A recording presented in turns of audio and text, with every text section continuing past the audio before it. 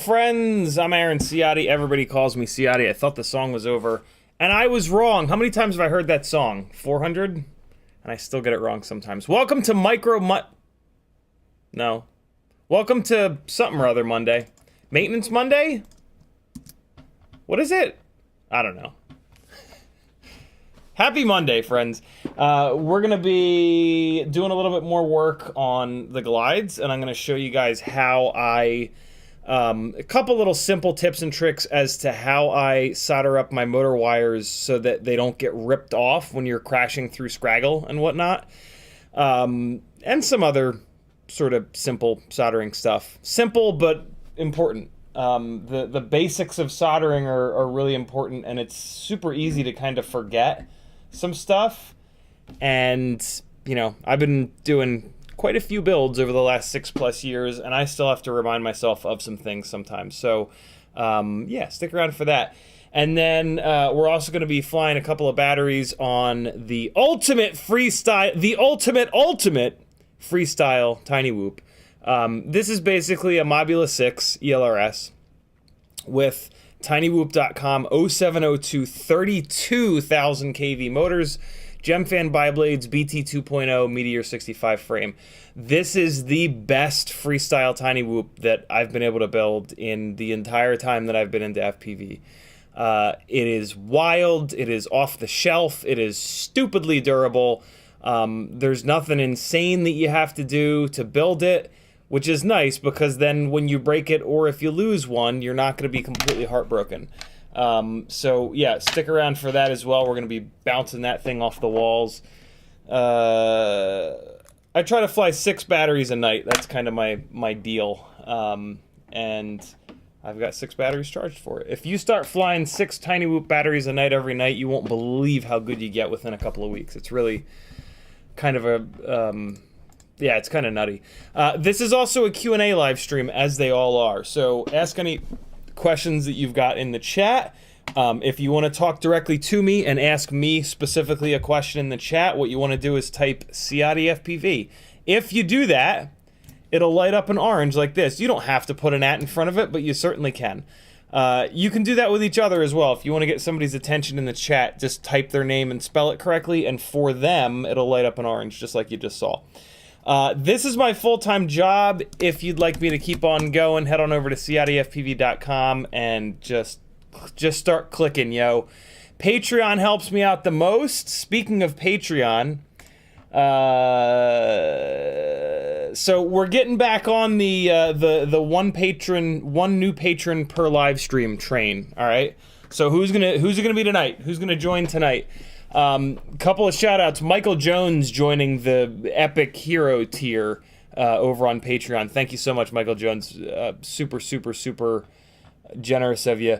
And then Paul, I'm not gonna wreck your last name. Paul F. Thank you for joining the Patreon as well. Welcome to the gangliest of gangly gangs. That's what we call ourselves up in here. I gotta hop on this Fiverr request here. All right, so we are caught up. But yeah, who's it gonna be tonight? Who's gonna join the Patreon tonight? By joining the Patreon, you're gonna get all kinds of really good stuff. You're gonna get full access to the Discord channel where all these freaks in the chat hang out. Such an awesome group of people. You're gonna get access to 2 Facebook groups, one hangout spot, one spot to sell your stuff to people that you trust that won't rip you off.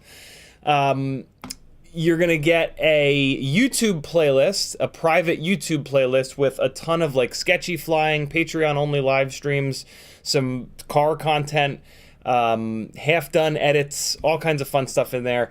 And then on the Patreon itself, there's a whole bunch of like tech articles and just some really good stuff over there. So for $3 whole a month, you can join the Patreon. It helps me out a ton, and I can keep doing this, 4 live streams a week, every single week. And it just gets you into the group of really cool people that you're going to be able to hang out with over on Discord. And, yeah, you'll be in the Gangly Gang. Who doesn't want to be in the Gangly Gang? Come on now. There's also an Etsy store with some really fun stickers and some random M2 hardware. Over on Fiverr, you can work one-on-one with me. I've been in the game for over 6 years. if you want a huge like jump in what you know and kind of like, so if you've been into it for 6 months, if you want to all of a sudden have 12 months worth of knowledge, Fiverr is how you do that, man. I can just rapid fire me questions, or I can walk you down a path of helping you to fly better, tune better, or build better. Those are the 3 things that are going to kind of affect your growth in FPV the most. So that's really what I focus on. We're going to fly together in the simulator while we have an audio call going so we can talk about what's going on. We're going to go over tuning, and I'm going to get your rigs tuned while I'm explaining to you what I'm doing and put you on a path to adjust the tune moving forward so that you don't have to get back in touch with me and hire me every single time you change motors or change flight controllers. Like I teach just as much as I tune. And then build planning is arguably the best sort of thing. I have blown up thousands and thousands and thousands of dollars in flight controllers, ESCs, VTXs, antennas, motors, frames. And I can help you stop buying the ones that catch on fire. And, you know, that's going to save you probably like the amount of money that you'll spend for me to go through a build planning session with you will be offset by you not buying a $100 ESC that catches on fire. Not to mention all the time to install the damn things and then take them back out and rebuy and all that good stuff. JC Cantrell jumping right on the Patreon train. Thank you so much, brother. Welcome to the Gangly Gang. If anybody else wants to join tonight, you're more than welcome. We don't just need to have 1 per night. We can do 2 or 3 or 13. I made it a whole 9 minutes before dropping the F-bomb. Getting better. Getting better. There's a Teespring store where you can get some fun t-shirts. There's going to be a bunch of new designs uploaded to Teespring soon. So get the current ones while you still can. Here's a PayPal button if you want to do a super chat to support me, but you don't want the evil overlords at Google and YouTube to take 30%. You can click this PayPal button, and you can put a note in the PayPal, and then you can go over here to the chat and type at CiottiFPV, yo, check your PayPal, and I'll give you your well-deserved shout-out for supporting the madness. And then I've got a whole bunch of affiliate links here. Affiliate links are a free way to support content creators. Basically, just by clicking one of these links before you check out on any one of these websites, I will get 1 to 6%, depending on the website, of your order of your total cart. So yeah, affiliate links are super amazing. It's free money, and you can replace your bookmarks with these affiliate links so that you don't have to go to my website every time. Or you can, like, if you don't use bookmarks and you're like me and you just type in AMA for Amazon, you can go over here, like if you type AMA and it just suggests regular old Amazon.com, what you can do is you can go over here and click this X and just click all of the X's when you type AMA, and then you can just hit my affiliate link a bunch of times, and that'll tell your browser that when you type AMA, you actually want to go to my affiliate link. So then in the future, you just type AMA, it's going to suggest my affiliate link. You're going to go to what I lovingly refer to as the nut grabber. That's what my affiliate link goes to, because I'm a child. But yeah, I call this the nut grabber because it's perfect for grabbing your nuts. It's a little painful, I gotta be honest. It pinches a little, and sometimes it draws blood. But man, is it just perfect for grabbing your testicles. Do not grab your testicles with this. Only grab your M2 and M3 nuts with this. If you grab your testes with this, you're on your own. I warned you. I was making a joke, and you took it too far. That shit's on you. There's a whole bunch of other stuff on CiottiFPV.com if you keep scrolling down. Some of it you'll get a kick out of. Some of it's a little serious, like the link to FPV therapy. It is a Facebook group that I created a couple of years ago for those of us that suffer mental illnesses. We're talking depression, PTSD, anxiety, OCD, trauma, all kinds of great stuff. And it's not a spot to drop flight edits. It's a spot to try to live a healthier, happier life and just sometimes make it through the day. Because some days that's kind of all it takes. Just make it to the end of the day, and tomorrow will be at least different. Maybe it's not better. If it's not better, it'll at least be different. So yeah, come on over. It's not a super active forum, but a whole bunch of us have put a lot of kind of pretty vulnerable stuff and life experiences that have, you know, been really difficult. And even if you don't suffer with that stuff, someone in your life does, and you can be a much better human being here on Earth by learning a little bit of something about it. And yeah.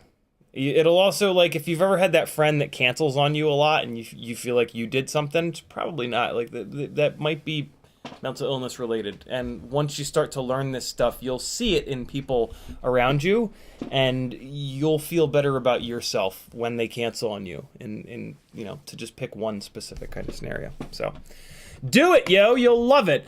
In the chat, CMYK was first, Riot9 was next, Punani after him, Danzilla, the terrible Kevin Sumner, Ethan W, Eva FPV, Frank Nicholas, Metal Dirtskin, Eric Mo, Jason B-Man, Brandon Woodford, PJ, Borked, Paul McDonald, Adam T, Scott Marshall, Freelojo, Back to FPV, Morton Upshot, McConnell Studios, Ram Donko, McMucus, TKN, and fuck! Anonymous, not of this world, Kevin Sumner again, Gardo Rotor, Scott Marshall, Danzilla, the terrible Northern Tier, Kevin Sumner, heaven, 42, we got 42 FAMG, FPV, not of this world, Bobby Bags, Gardo Rotor, B-Man, Punani, McMucus, Technique, Chris Long, I do have, I'm gonna leave it there. If you want to hear your name, you gotta get into chat early. And just type anything, I just read down the list until I get tired of it. Or you can always just type CiottiFPV into your message and then I'll read it no matter what. FamGFPV typed CiottiFPV and said, "What's up, gangly gang?" Bobby Bag says, do you know if the T-Motor F411 1S board fits in the Meteor 65 frame? It's funny, I just answered that for somebody in Joshua's live stream. It does not. The T-Motor F4... it doesn't really fit in anything. It doesn't fit in any of the plastic frames. You can probably, well, I bet you it fits in the, the Mobula 7 V4 frame. Let's take a quick look. What the hell is going on upstairs? It sounds like a soccer game is being played. I'm sure it's just Azalea running around with the dog. What am I doing? I'm just doing everything wrong here. Let's see. Okay, it totally fits in the Mobula 7 V4 frame. It absolutely fits in there. But that's it. This is the only frame that the T-Motor F4 fits in. On top of that, my least favorite thing about... I mean, shout out to T-Motor for sending me a replacement. I bought one from Pyrodrone, wired it all up, and it shit the bed pretty quickly. And so I messaged T-Motor, and I've had a relationship with T-Motor for a couple of years now. They don't send me a lot of stuff, but every once in a while they reach out to me and they'll like ask me for my opinion and stuff like that. So they know me, and yeah, I reached out to them, I explained the situation, and they said, yeah, we'll totally send you another one. Do you also want us to send you a 13 amp? And I said, I'm not gonna say no, but for the record, I don't really know what to do with that, so I might just do a giveaway with it if you're cool with that. And they absolutely were, so that was awesome. I'm hanging on to it for the time being, because maybe I'll come up with something good to do with it. But this guy is what I'm going to use for, I think this Wednesday, I'm gonna do a Fractal 75 build with HDZero. And I'm gonna use this guy. I'm gonna break the, I'm gonna mount this on the bottom. I'm gonna break the ceramic antenna off of this and replace it with a little piece of wire to make the top of this thing a little bit more flat. And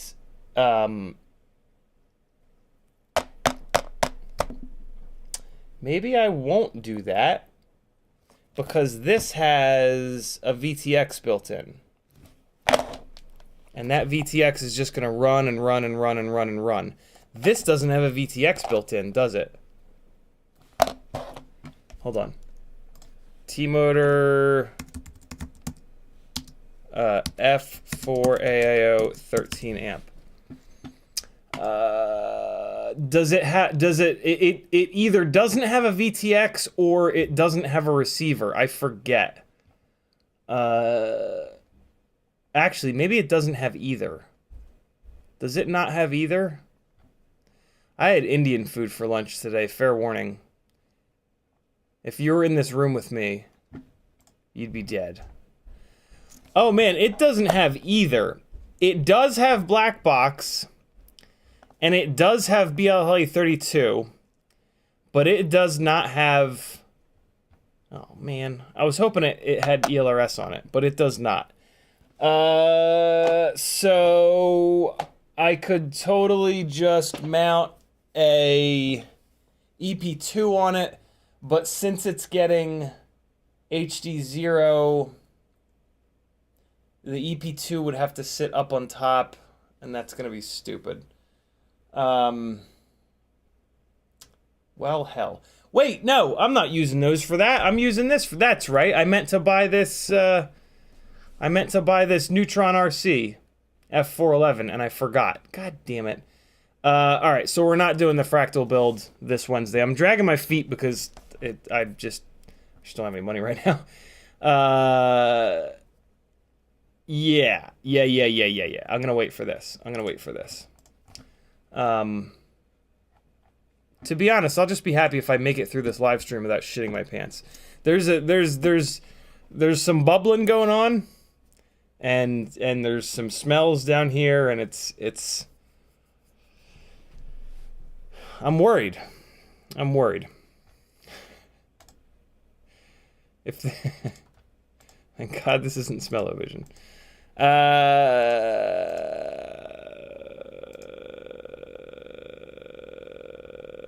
Yeah, so Bobby Bags, the T-Motor F411 1S board, it doesn't fit in any of the plastic frames other than that V4 Mobula 7, which is super annoying. Technically, you can get it to fit in a plastic frame, but you're gonna have to like do a bunch of filing and ground a bunch of stuff down, and it's just kind of silly. The thing that really drives me insane about the T-Motor F4 board is that it doesn't have a current sensor on it, which is not like the end of the world. And you can just turn on the virtual current sensor, but like, that's just weird, man. Like, everybody else has managed to get a current sensor on theirs, and I actually messaged them about it, and they said, yeah, it just wouldn't fit. And I mean, I don't know, like, I get it. We're trying to squeeze a lot of stuff onto these AIOs, but like, everybody else figured it out. Just buy all the other boards and just copy them, you know? Kevin Sumner says, melted metal on motors Monday. Ed K says, evening. Double A with the little sunglasses fella. It's called an emoji, yo. Right, emoji, that's it. Technique with $1 super chat. Thank you, brother. Very cool of you. Sleepy CBR says hello to you and the Gangly Gang. FamG says, what AIO these days doesn't catch fire or stop working? Depends on what it's for, FamG. You looking for a tiny whoop AIO? If so, you want the Happy Model F4 5 amp, the regular one, the full-size one with ELRS. That is, like, so much better than any of the other AIOs. It's kind of ridiculous. Focus joined the Patreon today. Thank you, brother. That's whose last name I didn't want to ruin. If you're talking about a toothpick, I actually don't know. I have not kept track of toothpick AIOs even a little bit. So, yeah. Morton Upshot says, if you grab your beans with a wire hook, you're probably already on your own. Athix says, will the nut grabber work on bolts and standoffs? It will. The nut grabber it's just the greatest goddamn thing on earth. Here's an M3 screw, and you just see it's got little prongs there. Hold on, let me hold it against my hair. Yeah, there it is. Spring loaded, little prongies, and then it just grabs your screws and bolts and nuts and just holds them perfectly, and then you can spin them and twist them, and this is one of those tools that, like, when you need it, like, when I need this tool, I would have paid $1,000 for it. You know what I mean? Like, there's certain tools that, like, just, there are specific situations where, my God, they are the greatest thing on earth. most of those tools you don't use very often, but you're going to use this a lot because, like, there are just a million different scenarios where this is really nice because, like, everything is tiny and, like, there's, like, yeah. You will want to scream much less often when working on quads. PJ says, don't forget to smash the like button for CiottiFPV and the greatest stream. Oh, it's not turned up loud enough. What a jerk I am. You know, I really am the biggest jerk. There we go. We got it in there. Veritas Uzo says, what the hell, dude? What? What? What's wrong? What's wrong? What happened? Did something happen? Adam T says, what crash recovery settings do you change for your Mobula 6? To be honest, Adam, I don't remember. I dialed in crash recovery, my God, like a year ago, and then it's just been in my like CLI dump that I use on all my shit, so it just gets copied in over and over and over again. Although I can probably pull up one of those. Actually, they're actually diffs, not dumps. I can probably pull one up and find it, because they all the crash recovery settings have the word crash in them. So here's Mobula 6 ELRS 0702. So let's take a look here.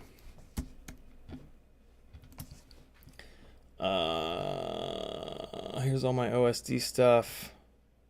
All right, so here you go. Here it is. So I changed the D3, and this is going to be unique to everyone. This might not work for you. You have to dial this in for like how you crash, how hard you crash, stuff like that. So this might not work for you, but this is what works for me. Crash D threshold, I have it on 80. Crash G threshold, I have it on 600. Crash set point threshold, 500. And then crash recovery rate 200. And then, of course, crash recovery equals on. So in your CLI, if you just type get space crash, it'll show you all of the different crash recovery options. And they're somewhat self-explanatory. Crash D threshold is one of the only ones that's not super self-explanatory. Crash G threshold, this is setting at what amount of G-force crash recovery turns on. So if you're crashing into stuff and crash recovery is not turning on frequently enough, you want to lower this G threshold. If crash recovery is turning on too often, you want to raise this threshold. Crash set point threshold, I don't think I know what this one is either. The crash recovery rate, this is how quickly crash recovery is going to spin the quad around and level it. Basically what crash recovery does is it looks for an unnaturally big spike in G-force, and then it momentarily turns on your accelerometer and levels your quad. So if you're upside down and you smack into the ceiling good and hard, it's going to automatically go whoop and level your rig. Like, and it happens instantly. And you can set how quickly it happens here with the recovery rate.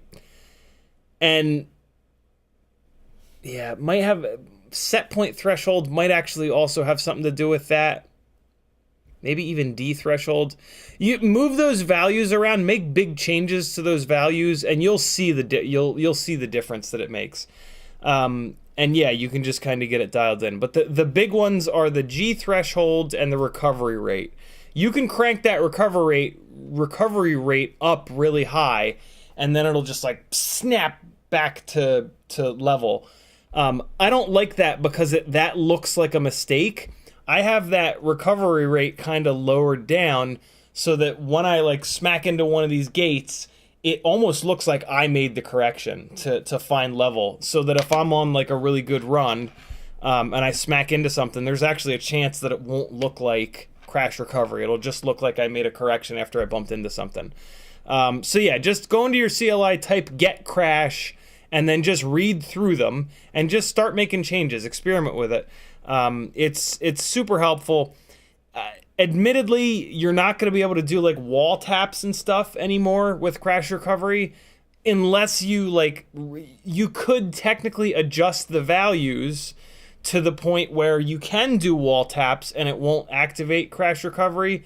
But I bet you if you do that, it also won't activate crash recovery often enough when you actually do crash. So, yeah, because when you do a wall tap, there's going to be a horrendous G spike, especially on a flat bottom frame like the Meteor 65, because it's literally the metal screws banging into the wall. So wall taps are kind of almost always gonna trigger crash recovery. So you just stop doing wall taps, which is fine because then you'll have less marks on your walls. I've now flown some of these rigs with it off and on, and I'm in the middle. Like I like it off because there are certain scenarios where I actually don't want it. Like there's certain scenarios where like I'm inverted and I'll hit the ceiling, and like I might have just grazed off the ceiling and been fine. But crash recovery will turn on and you know, put me right side up. And I could continue to fuck around with the settings to see if I can really get that dialed in, but yeah, but all that being said, I think it does help me more often than it hurts me. I know that it helps me more often than it hurts me because I crash a lot. So yeah, it's kind of like your last line of defense. And with tiny whoops, in acro at least, you tend to crash a lot. Hey, I've got some sticker packs available. Speaking of tiny whoops, I've got some sticker packs and some 0.99 millimeter drill bits available. 0.99 millimeter drill bits are really important for tiny whoop props if you don't want to ruin your tiny whoop motors. There are really only like 2 different tiny whoop propellers that have the inside of the propeller that slides over the motor shaft properly sized. It's the Gemfan Biblade and the new Gemfan Tri and Quad Blades. All the other propellers fit too tightly on the motor shaft, and you can very easily ruin your motor shafts trying to get those propellers off, or just it just hurts, and it's just frustrating and annoying to get tiny whoop propellers off. The Tiny Whoop did just come out with this little prop puller, which is awesome. This is great. But if you've got, like, there are some Tiny Whoop propellers that this will even struggle with, and you will still bend your motor shafts even with this. So drill the propellers out. It's so much of a better solution, and 0.99 millimeters is the right amount. I have a whole bunch of them in here. I am selling these along with sticker packs. And you know, buy yourself something nice, yo, and stop ruining your fingers. It's even more important on HQ propellers because they're closed on the top, so you can't push them all the way down on the Tiny Whoop motor shaft, and that's a really good way that's an even better way to ruin your Tiny Whoop motors. If you have a propeller sitting up really high on that motor shaft, it's just a big long lever, so every crash you get in, it's going to bend that shaft a little bit more. You really need to push your Tiny Whoop props all the way down so that they sit flat against the motor bell in order to get good durability. If you do that, the durability is astounding. And if you have a Meteor 65 frame, you'll pretty much never bend motor shafts. It's really kind of nuts. So for $10, I will ship you a 0.99 millimeter drill bit as well as any sticker you'd like. There's a bunch of stickers over on the Etsy store. You can take a look. These are not up there yet. These are Gangly Gang stickers, matte and holographic. If you're a motorsport nerd like me, I've got a Gulf livery Ciotti sticker. And then for 15 bucks, I'll do a sticker pack for you. That's going to be either this sticker sheet, which has like 1, 2, 3, 4, 5 stickers on it, or the matte pack or holographic pack. So there's only like one matte pack left. That's a CiottiFPV sticker in matte, a Gangly Gang sticker in matte, and a Micro King sticker. Or you can do the holographic pack, which is a shiny, big-ass Micro King window cling. This is not adhesive, it just sticks to glass. A holographic CiottiFPV sticker, or a holographic Gangly Gang sticker. So yeah, 15 bucks for a sticker pack, as well as a drill bit. 10 bucks for an sticker, as well. That's a Jeremy Clarkson joke, by the way. And yeah, help me buy yourself something nice and help me keep doing this full time. It means a lot, and you guys are awesome that you support me at all. It's very, very cool, and I love spreading the knowledge that I've gained over the last 6 years to as many people as possible to make getting into and getting good at this hobby a little bit easier, because it's tough and takes a hell of a lot of time, but it's really, really, really worth it. So stick with it, yo. We've all been through it. It's tough. It's easier now than it's ever been, though. JC Cantrell says, which feed on the Discord server is the correct feed to monitor during the live stream? Great question, JC. So over on the Discord channel, I have some public... Jesus. I have a couple of public text channels here, General Nonsense, FPV Therapy. So here's another FPV Therapy spot for you. This one is not, like, locked down. The Facebook group, FPV Therapy, is a little bit more locked down. But I wanted to put this up here in case somebody doesn't use Facebook. So yeah, these are all the ones that are open to everyone. Down here are the Patreon-only text channels that are going to cost you 10 whole cents a day. And typically live stream live is where we all hang out during the stream, so that, you know, if you want to shoot me a picture or a funny meme or whatever, you can kind of put it in here. So yeah, this is what I kind of hang out in, is live stream live while the streams are going on. What else is happening? Chat, Adam, no, we got that. Veritas Who's says, did you see the YouTube video XJet posted yesterday concerning the model flyers of New Zealand org sent him a threatening letter for flying a Mobula 6 around his backyard? He's given up flying. Oh my god, what the hell is happening?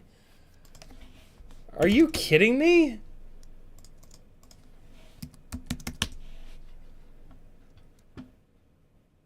Oh my god, what the hell, man? Is it this Goodbye Wings? Wow. I saw this. Let's talk about non-compliance. I thought that was super interesting. I didn't watch it. I just saw the thumbnail. Oh, boy. He's in Australia, I believe, and people are weird over there. I've actually been there, though. People aren't super weird over there. I thought I was sharing my screen, but I wasn't. But I was just looking at XJet's channel. I did not see that yet, but that's pretty goddamn annoying. I don't even know what I would do if somebody tried to yell at me for flying a tiny whoop. There would be a brick being thrown through someone's window, maybe. I don't know. It's just people. Oh god, I hate everything. Hold on. YouTube just did the thing. Finding where I was in chat. Manjaro Black says, I was going to say we had an agreement to build with the Neutron. Yeah, we're good. Denzel the Terrible says, bubbling smells from you? Indeed. Kevin Sumner says, look at your PayPal. Kevin Sumner with a $45 super chat. He says, Neutron RCAIO, make it happen, Captain. Dude, thank you so much, Kevin. So there we go. We're definitely getting the Neutron RC F411, which has Express LRS on board, which you can see here by this little ceramic antenna. And then they've even put a little either UFL or IPEX, which is just amazing of them. So I will break this off, and then I can just, you know, I don't know what I'll do. I don't know if I'll break this off and then plug a UFL 2.4 gig antenna into this, or UFL or IPEX, or what I might actually do, because the thickness of that antenna will kind of just make me have to raise the HDZero VTX up a little bit more. What I might actually do is solder a little piece of wire to one of the pads that this ceramic antenna is on, like we've been doing to all of the Happy Model F4 ELRS AIOs. But regardless, this is this is the direction we're going with that. Thank you so much, Kevin. That's super rad of you. What else? I've been meaning to kind of fart around on here and see what else. Look at that. $20 for a big old 2806.5 RC and Power Smooks motor. That's a really good deal. Yeah, so I'm going to go through NewBee Drone's website and find some more things. I can never just order one thing. It's a real sickness. So yeah, I will float around here on the website. I mean, is there anything else specific that you guys know NewBee Drone carries that you want me to test or check out or light on fire? What else do they? What else they got, man? Looks like their 0802 25,000s are back in stock. That's pretty cool. We've already done quite a bit of testing on their BLV4. And I'm still waiting to hear back from their technical folks about what the deal is on 2S. NewBee Drone has some really unique stuff. They've got some motors that nobody else has, which is really cool. Also, I have an affiliate link to NewBee Drone for the record. So, like, if we come into their motors section, they've got a couple of Axis motors that nobody else does. So they've got the Axis 2306 in 1810 kV, 1960 kV, and 2410. This is a little bit of a heavy 2306. I don't personally run these. I prefer the T-Motor F40 Pro 4s. They're significantly lighter and make the same amount of power. But this is a really good motor. They've also got this 2004, and they have it in 3710 kV. If you want one of the lightest Cinewhoop motors that you can run on 4S, this is it. This is one of my favorite Cinewhoop motors for sure. Again, it is a little bit heavier than some of the other motors, but that 3710 kV is just awesome on 4S. So this is a great Cinesplorer motor. And then they've also got this 1404 in 4510 kV. T-Motor has a 1404, which is also really, really, really good. And I've run them both, and I kind of can't tell the difference between them. If I had to guess, I'll bet you this Axis Flying 1404 is ever so slightly more durable than the T-Motor. I could totally be wrong, but they weigh the same. They're both nice and smooth running. They're not notchy or coggy. So yeah, I've actually kind of went towards this Axis 1404 on the ripsqueaks that are on 1404s. So yeah, a couple of these Axis Flying motors nobody else sells, which is pretty awesome. It's stateside, I should say. So yeah, the NewBee Drone store has some really, really, really cool stuff. Let's see if they still have. Oh, they've got they're the Pro 5. They don't have any of the F40s anymore. I'm trying to think of what else. There's a couple other things that you can only get from NewBee Drone. I don't know. I'll put a couple of hours in and just go through their entire site. One of the ways that I learned a lot in FPV was, like, I tend to just do this. This is how I learn a lot of shit, to be honest. But when I'm doing an order on a website, I will try my best to go through the entire website.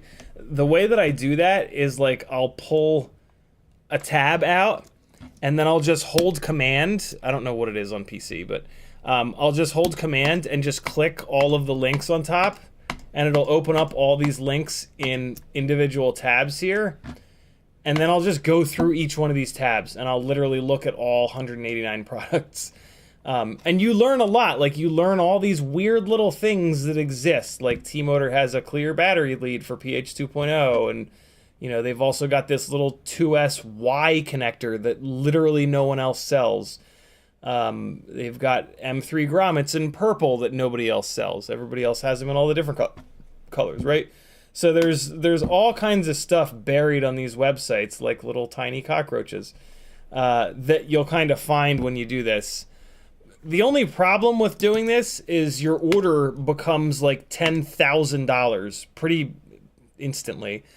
But then, you know, once you get through the whole website, you go to your cart and you take most of the things out that you were just insanely adding to it. And then you get your order back down to a somewhat reasonable number, and away you go. But yeah, there's a way for you to waste a whole bunch more money than you need. Go through entire websites when you just want to order one thing. Look at this. How do they... No, it is sold out. I was going to say, how the hell do they still have this old school HM DVR in stock? So yeah, there you go. But you also learn a lot because you read stuff and you're like, what the hell is a Brain FPV Radix 2? And then you click it and you read through it and you learn a little bit of something, and like, you don't learn everything all at once, but like, you know, the third time that you read something, it'll finally like click and you'll know what's what. And then you also know like which websites have certain stuff. So I don't know. In my opinion, it's a really valuable kind of thing when you're, especially when you're trying to learn this stuff, because there's a lot to learn. What else you got for me, newbie drone? What do you got?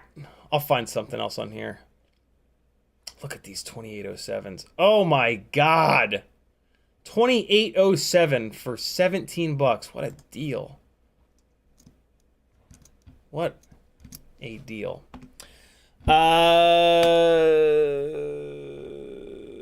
CMYKFPV says, what's up? Focus FPV says, it's focus with a K. Oh, right. Focus, not, what did I say? Focus? Adam T says, having a good starting point is awesome. Thanks so much, man. You're certainly welcome. Veritas User says, where did you get the nut grabbers? That looks like the exact same model Radio Shack used to offer, and my grandfather bought for me, available. It is the, over on my website, it is my Amazon affiliate link. So if you go to CiottiFPV.com and you click this Amazon affiliate link, it goes to the nut grabber. And I've actually bought 2 of them. I bought one for a giveaway at some point to be funny. I just like saying nut grabber over and over again because I'm 8. FamG says, where do we buy sticker packs? You go to CiottiFPV.com, you click the PayPal button, and you PayPal me 15 bucks with your address, and you tell me which sticker pack you want, and I ship it to you. Kevin Sumner says, YouTube did the thing, trying to figure out where I was.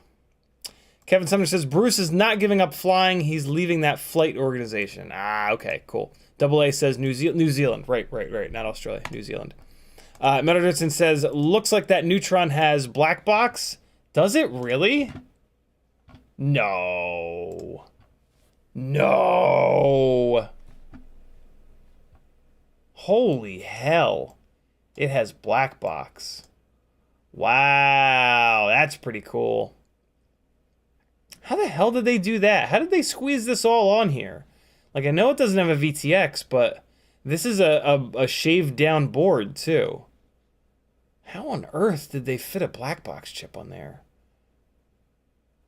That's pretty impressive. That's super impressive. Damn. Okay. Neutron RC. Who the hell are you? Who are you, Neutron RC? Do you make anything else? They make individual ESCs? What? Oh god, they make a... Okay. They got a bunch of stuff. Wow, they've got individual 70 amp ESCs. Yikes. They make a 30 by 30 all-in-one, 12 for 12S. Jesus. Okay, so they make lifter stuff. Flow shutter external camera motion recorder. That's pretty interesting. 8S 70 amp, 6S 50 amp. Okay, you could run this on a regular quad. Interesting. I wonder if they make good stuff. X-Class 50 amp 8-in-1. Interesting. Yeah, so they mainly make lifter stuff, it looks like. Do they have a website? Oh, man. Well, I mean, there's some good stuff on AliExpress. I won't be a judgmental prick. Here they are on Facebook. Oh, fuck off. I'm not doing that.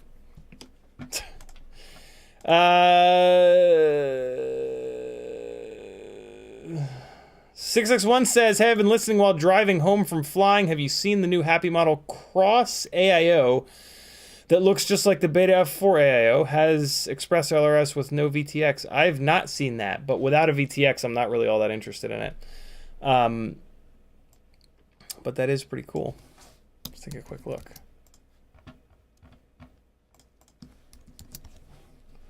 Happy Model Cross AIO. All right, so I'm gonna assume that they've only been like posting pictures of it or something on Facebook, because it's not really showing up anywhere on the Google machine. The Beta FPV one seems to be fine, so I would maybe rather actually run that than a Happy Model. Although who knows? This button has a bunch of junk on it. There we go.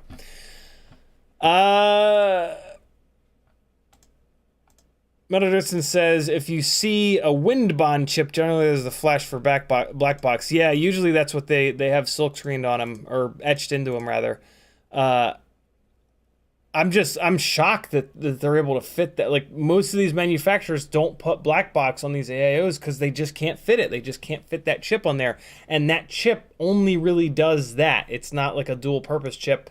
Although you can do dual purpose things with it. I think Beta FPV, NewBee drone has in the past, but that's another insane thing.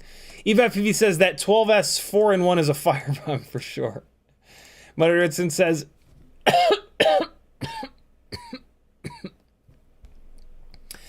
speaking of nut grabbers, I was very sad when my nut grabber pin fell off the flight back recently. That sucks. I think I still have some of them on my Etsy store. There should still be some nut grabber pins. Don't quote me on that. In stock. Veritas Uza says, XJet says he won't be able to fly anywhere because he lives in a zone between two restricted airport areas without having the membership. His videos will now be of other people flying. That's super annoying. I mean, I'm sure he'll still fly. He just won't put it on the internet, right? Like, none of us are ever going to stop flying, but at some point we might need to stop putting flight footage up on the internet. Or, I mean, the way to get around it is just to say, hey, here's flight footage from 5 years ago. Like, prove it, yo. Prove when the date of the flight footage was. I'm just not going to hold the newspaper up to the fucking camera before I take off. So, yeah. Athix says the SuperBee flight controller. I don't think that's what somebody was just talking about. 661. Stay away from the SuperBee flight controller, though. That, speaking of firebombs, yeah, the Happy Model SuperBee flight controller is bad. They blow up quick. Stay away. Stay far, far away. FamG says, how long does NewBee drone shipping usually take? It's quick. NewBee drone's quick. A couple days, and you'll have it. And look at that. We all caught up on them chat comments. Okay, so just get this out of the way here. And we're going to head... no, let's do a little bit of flying first. Batteries are charged.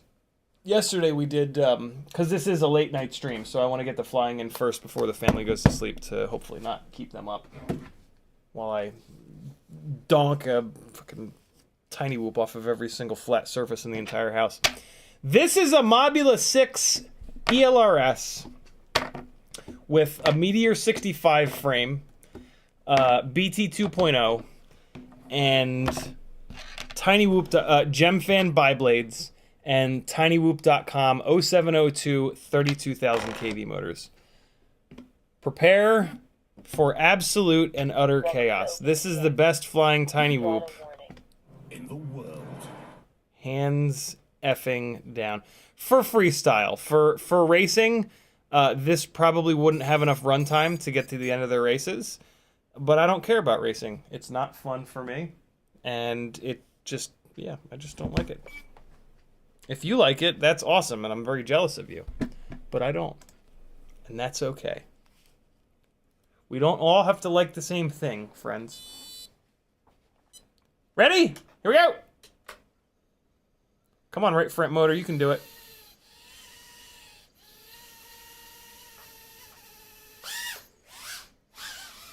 Gotta show you guys something upstairs.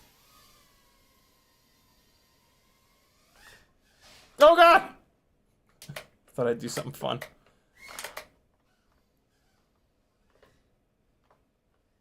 Look what I did! Unfortunately, it doesn't really fit perfectly on there, but... And I don't even know if it's really gonna be something that I can, like, do anything with, but... I mean, that was pretty cool. I'm down with that. Oh! That was right above my head. Oh! So crash recovery was on there, and I did not have like full control of the tiny whoop, and I got very confused. I think I went through it on that. Oh, it's cool to go out the bottom. I gotta be real honest with you. It's I've never hung one of these gates, so I've never been able to go through the bottom. That's really slick.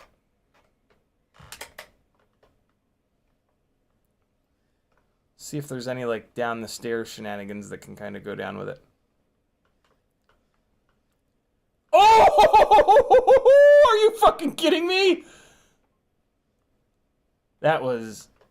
Oh my god, okay. I'm kind of digging this already. Oh my goodness. Yeah, okay. That might be a Oh, I clipped it. That might be a constant fixture up in this place now. Oh, no. Easy, easy. Got our slide on. No big deal. Oh, what? I just didn't pick the throttle up. That was weird. What's happening? No. Let me out of here. Yeah. Oh, now that's a power loop. I never thought about doing that. Oh, yeah. That's... Ah. Hold on. Let's get a fresh battery on here. Ah! No. Hey! Farts. This battery is very poofy. Usually I get a little over 3 minutes, but this battery is on its way out. This is one of the Tattoo folded cell BT 2.0 batteries. 6S1 says, now turn the fan on. I did have it on earlier. Morton Upshot says, the TV's in a bad place for the gate. I think you should put the fan on low. So that TV is fucking up anyway. So if I break the TV, although I don't think it's... I've hit the TV down here pretty hard. I don't think the Tiny Whoop has enough ass to break a TV. But yeah, even if I were to break that TV upstairs, that thing is on its way out. Every like 10 or 15 seconds, it flashes like green, full screen green. It's kind of annoying. Oh god! Oh no! Everything's fine. No!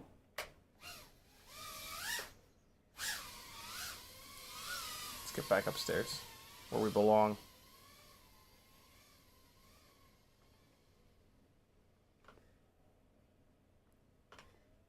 Oh! I knew that was going to be close. Oh, no. Please, no.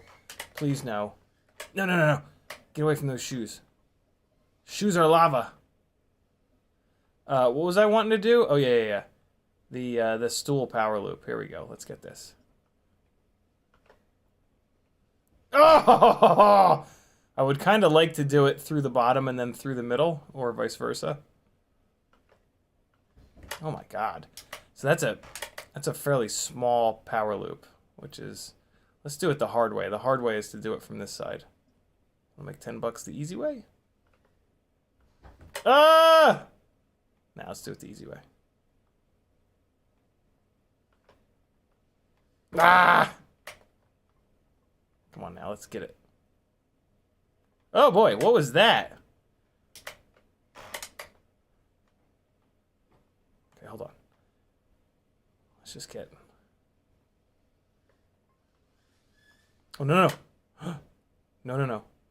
Oh, am I in the dirt? Oh, I think I'm in the dirt. Pretty sure I'm in the dirt. I'm not going to turtle mode in the dirt because it'll throw dirt all over the floor. Hold on. Hold on, please. Hold on.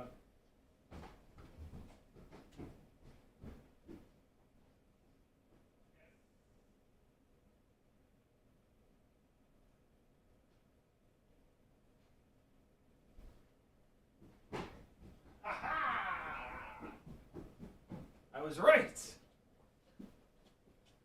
the first time I've realized that I've been in the dirt and not turtle moded. All right, here we go. Here we go.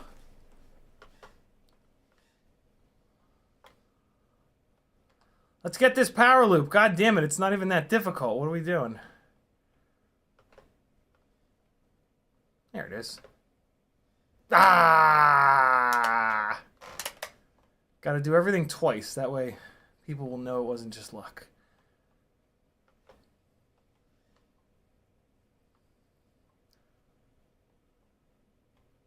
Oh boy.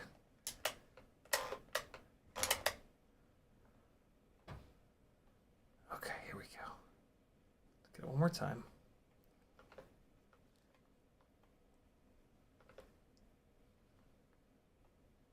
Ah! I mean, I usually like to do stuff a little bit cleaner than that. Let's get it one more time. Ah! Screw you, it says. Screw you. Oh, man. Just trying to do a nice little back into it kind of maneuver. There we go. I mean, I touched it, but at least it was smooth other than that, you know? Get a little orbit on.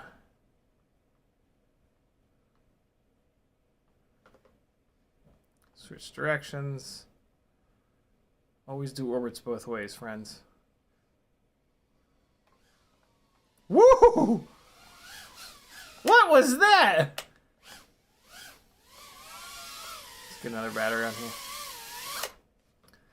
Huzzah! McNucas says, does anyone make a pound mount for a RunCam Nano 3? I don't like the pinch camera's fisheye action.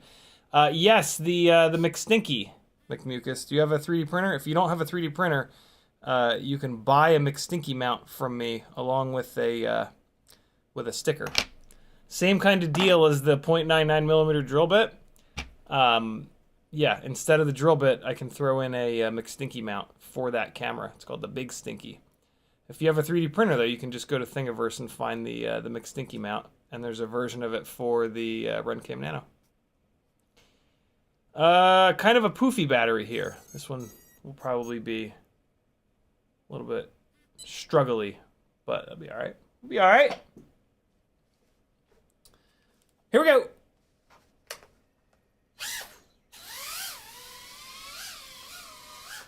Ah! No! Leave me alone. Oh boy. That second cube comes in hot. Oh! Uh-oh. I like having that that gem fan cube below the gem fan hanging circle gates. I like it for this. I like it for that. And then I like it for when I do the big power loop. Oh boy. That was a little tiny desync there. Stop it. Leave me alone. Let me get out of there. Be nice. Oh boy. Come on, easy, easy. Everybody relax. I think there's like there's something weird going on. Is there a whole bunch of up tilt on this? Hold on, let me take a look. No. I'm just not good at flying. Hold on. One of these motors is a little... Ow! It bit me!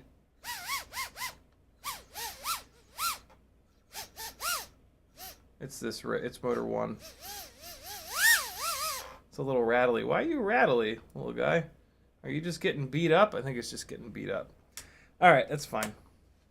Man, that little shit bit me. Oh, bastard.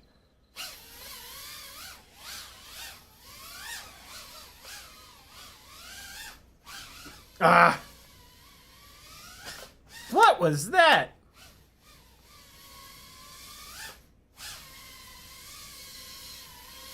Let's get into it here. Ah! Ah, stop it, stop it. Stop it. Stop it. Leave me alone. Stop it.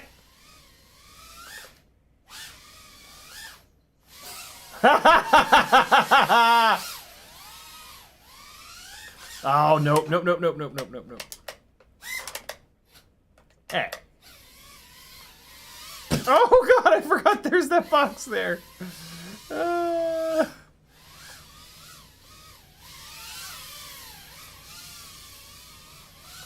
Ow! We playing drums, friends. That was on purpose. So it hit the floor tom. Oh, no! There we go. My drumsticks are on the floor tom, so that's why you're getting that little, like, dung, brrr. Oh boy, this battery's shot to shit. Okay. 222. Yeah, this battery's a little poofy as well. All right, 3 batteries. All 3 of these are in good shape. Let's get it going. EveFPV says, speaking of 3D printing, I'm working on FPV Pilot's Guide to Printing TPU video series. Mind if I use your Discord to host a 3D printing challenge? Nope, that'd be awesome. That's a great idea. Very, very cool. Yeah, I forgot about that 3D printing challenge. I have enough entries where we can get it going. I just have to pick a live stream. Just set it up on a live stream. They're sitting right here by my feet. All right. Oh! Jesus. Stop that. You stop it. Ah. Hitting all the wrong buttons. Oh, I haven't done the impossibly low gap in a while. Let's get it. Oh! Not quite. Let's fly low for a minute. Ah.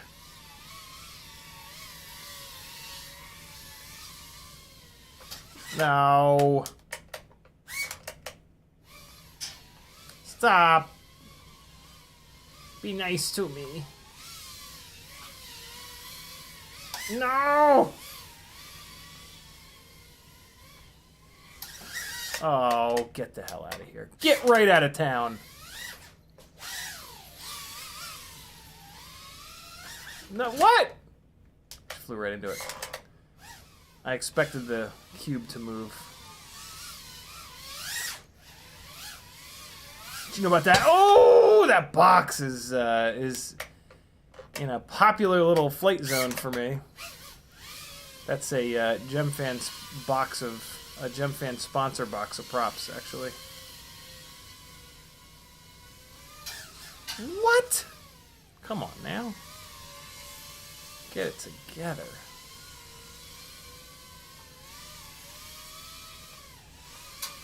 Uh-oh. Wow.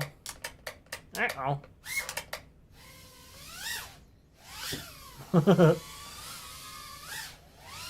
Ah!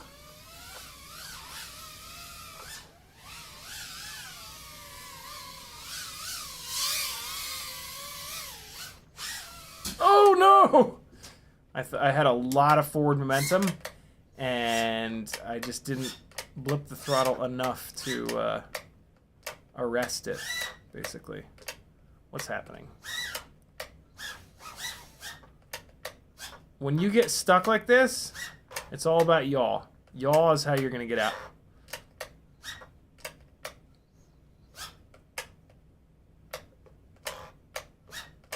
Yaw and persistence. Although sometimes, like if you're just perfectly caught under the corner or something, you'll still be able to get out if you're stubborn enough. Oh! right into a crash symbol. This is the impossible power loop. Let's try it. Oh, I almost got in there. Let's try it again. Impossible power up! I hit a huge box. Try it again. Oh, God!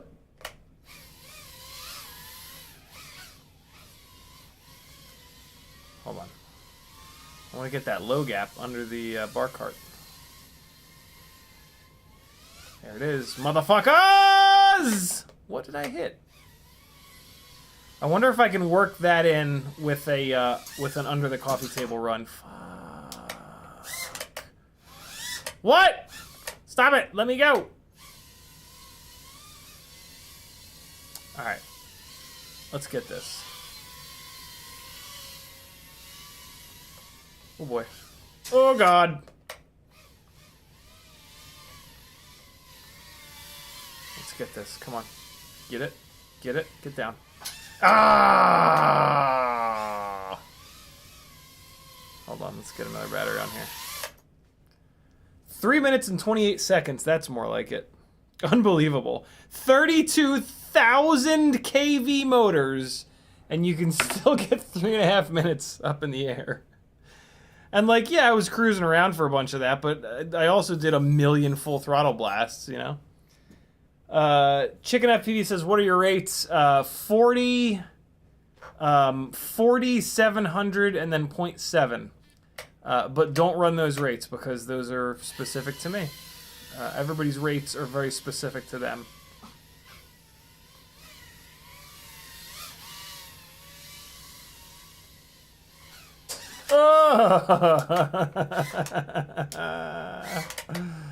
Face first. Oh, get the hell out of here. Come on.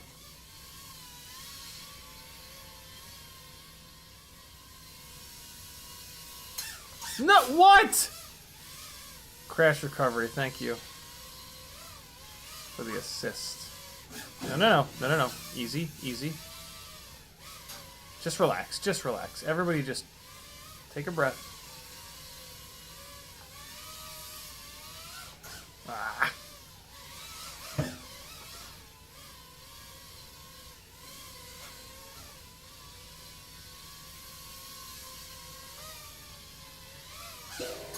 Bong! That one was on purpose. This one will be on purpose too. Oh, God! Oh, no, I got over to the couch? How did that happen?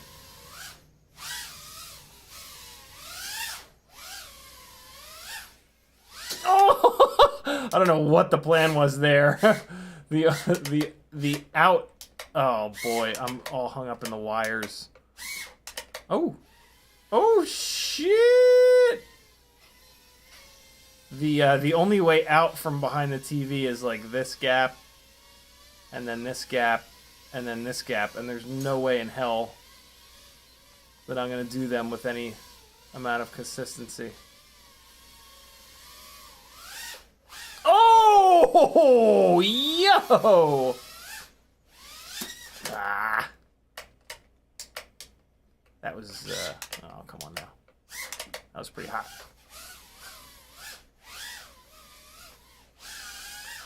Ah! Got a little discombobulated. Okay.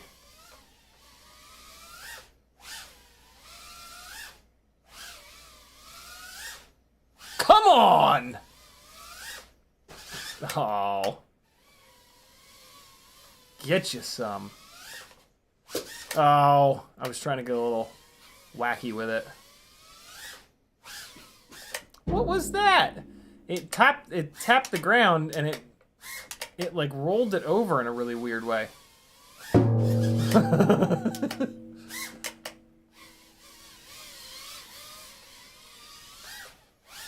Oh, I was hoping I'd get it into that cube with that little throw.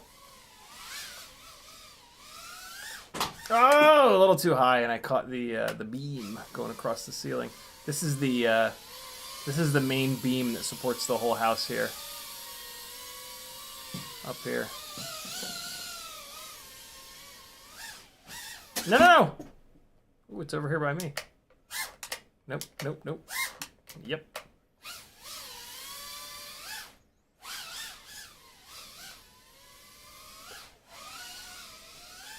Ah, no!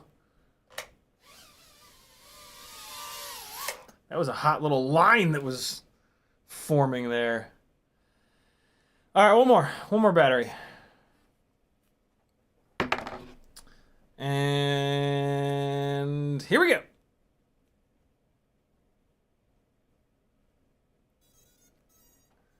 Fart, fart, fart. Let's get a little bit of copyright-free music going. Let's get into the goddamn zone here. Nope. Nope. All right, this'll work. This'll work.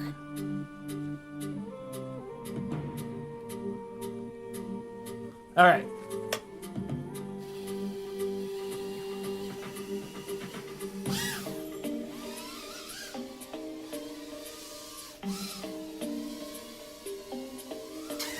Fuck you! I landed on the hi-hat. That'll never happen again.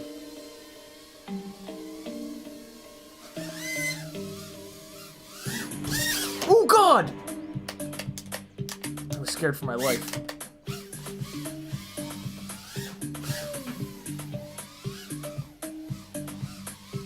Oh, really? That chair jumped out in front of me. You saw it.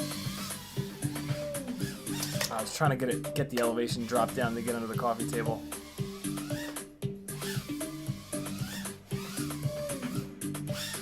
Oh, it was very, very close. Still working on that one.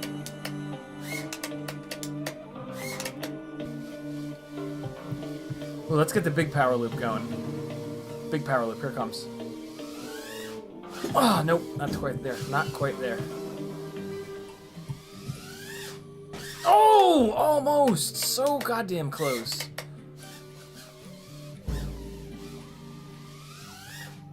Oh, there it is. And through the gem fan cube. That is a nice little transition. Stop that.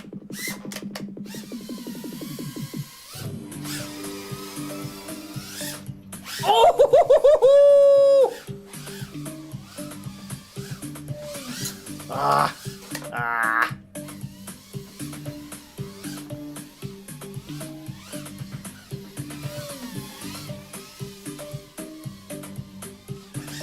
What?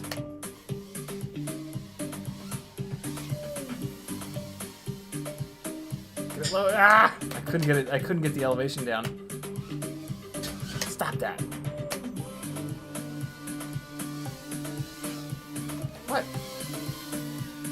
This battery's pretty well shot.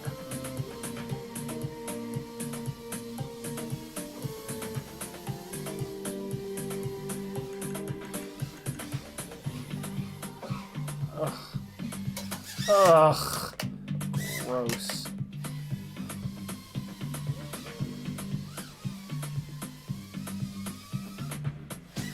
Ah.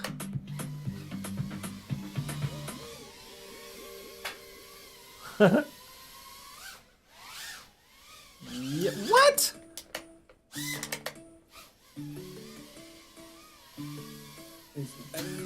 What was that? Oh, God. Oh, come on. I'm just trying to get the damn thing home.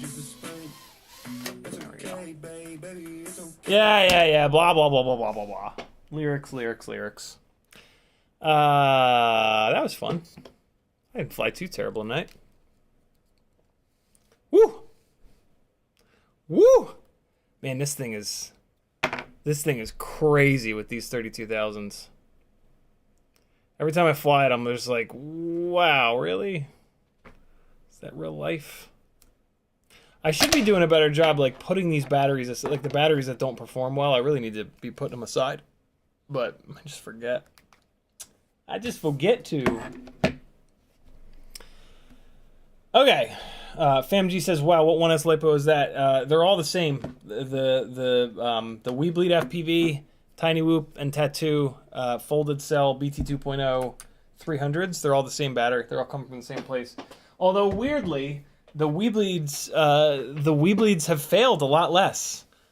So yeah, if I buy any, I'll buy the WeBleeds. But WeBleed's been sending me a good amount of them. So. Kevin Sumner says, "Have you tried one of the you must eat one candies from Tiny Whoop?" Hell no. Mine is sitting here on my desk from last order. Nah, I don't do the spicy and or hot stuff. It's no good for my tum tum.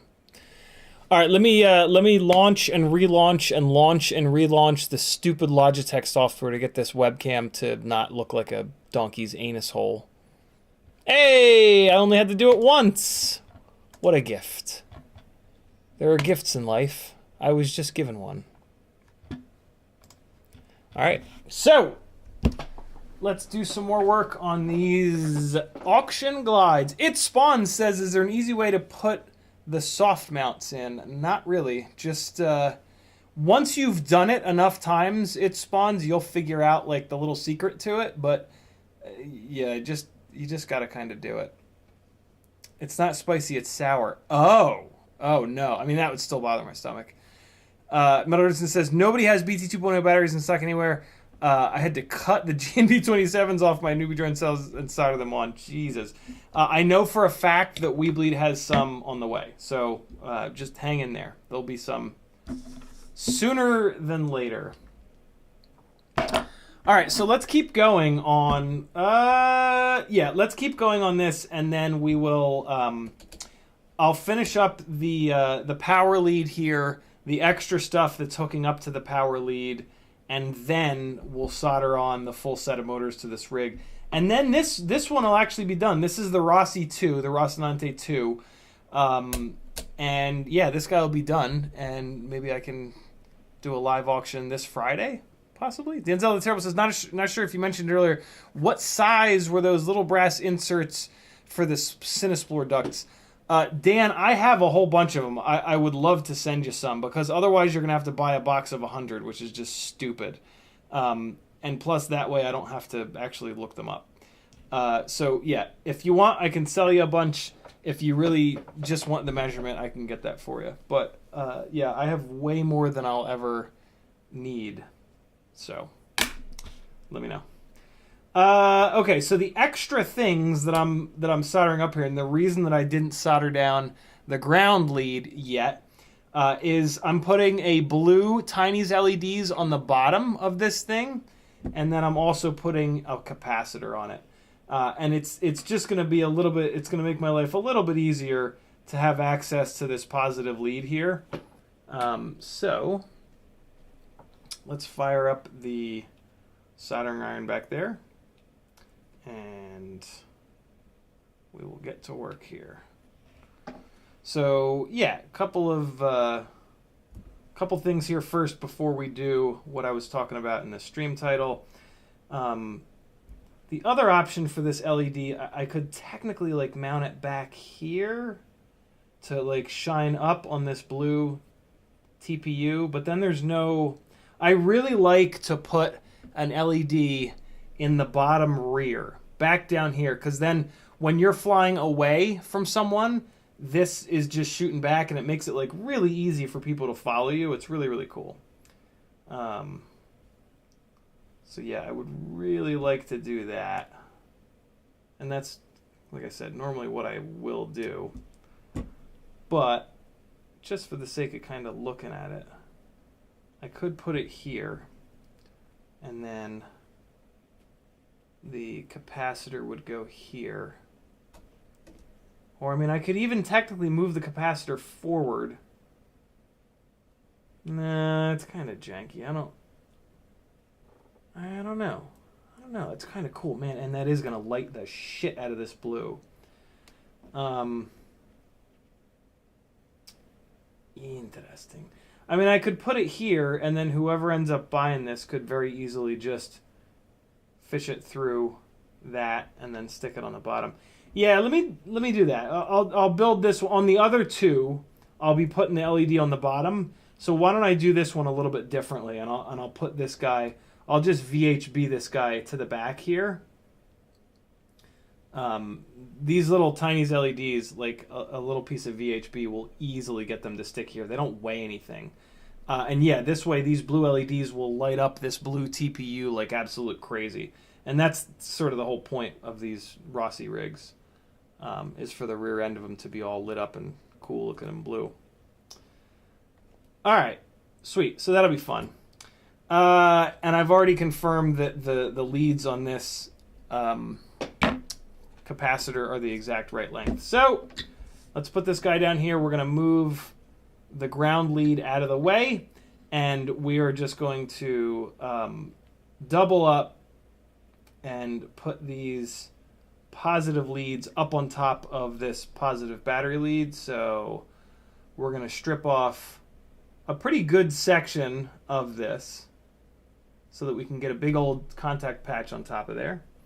So we're going to do all the power ones first. FPV Trucker says, will that antenna mount you use work with the HDZero antennas? If so, where can I get the print file? I need to leave a... all right, hold on. I need to leave a link on my link tree to my Thingiverse stuff. Ah! Oh, come on now. Hold on. There it is. Oh. Does this link change? I feel like this link maybe changes sometimes. Hold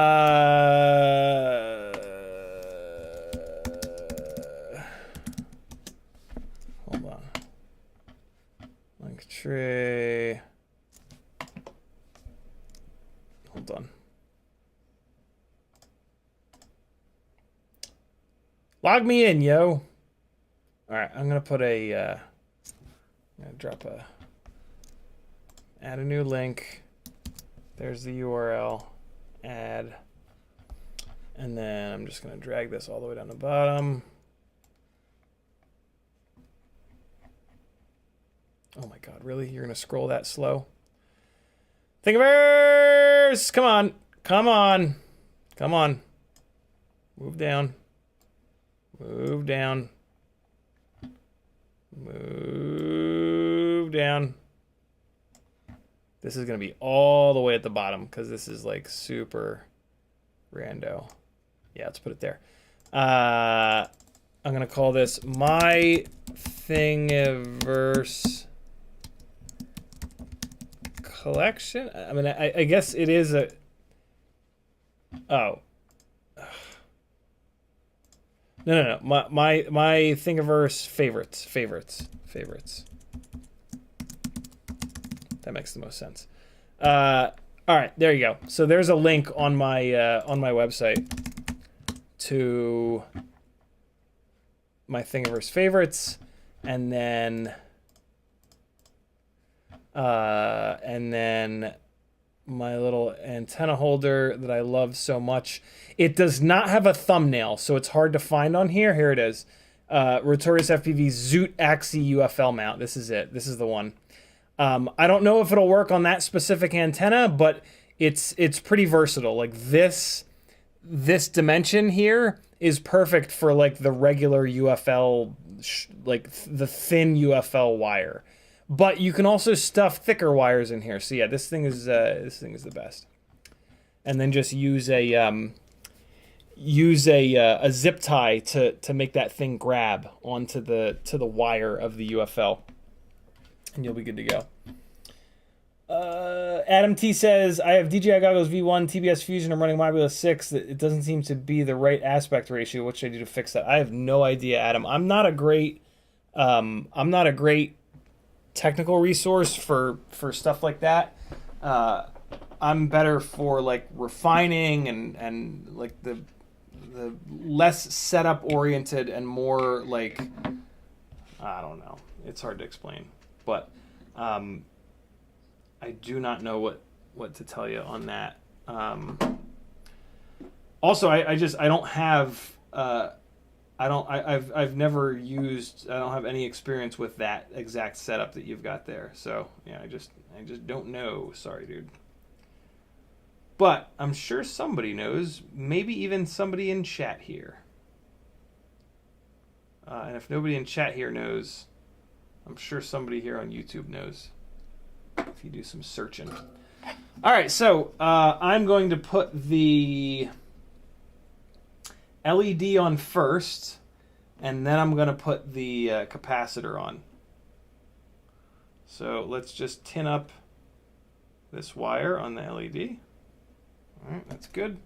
And I'm going to strip off, well, let's see. Nah, this is fine. This is a good amount. So first things first, let's get the little LED soldered up here. And I just put it down like that, and then I'll just use the tip of the soldering iron to kind of mold the little exposed bit of wire around the big old lead. Let me try to do this. It's very hard for me to work with this little camera in front of me here, but I know that you guys really like it when I show you how to do stuff on this little bench cam. So I'm trying to do it as often as I can. All right.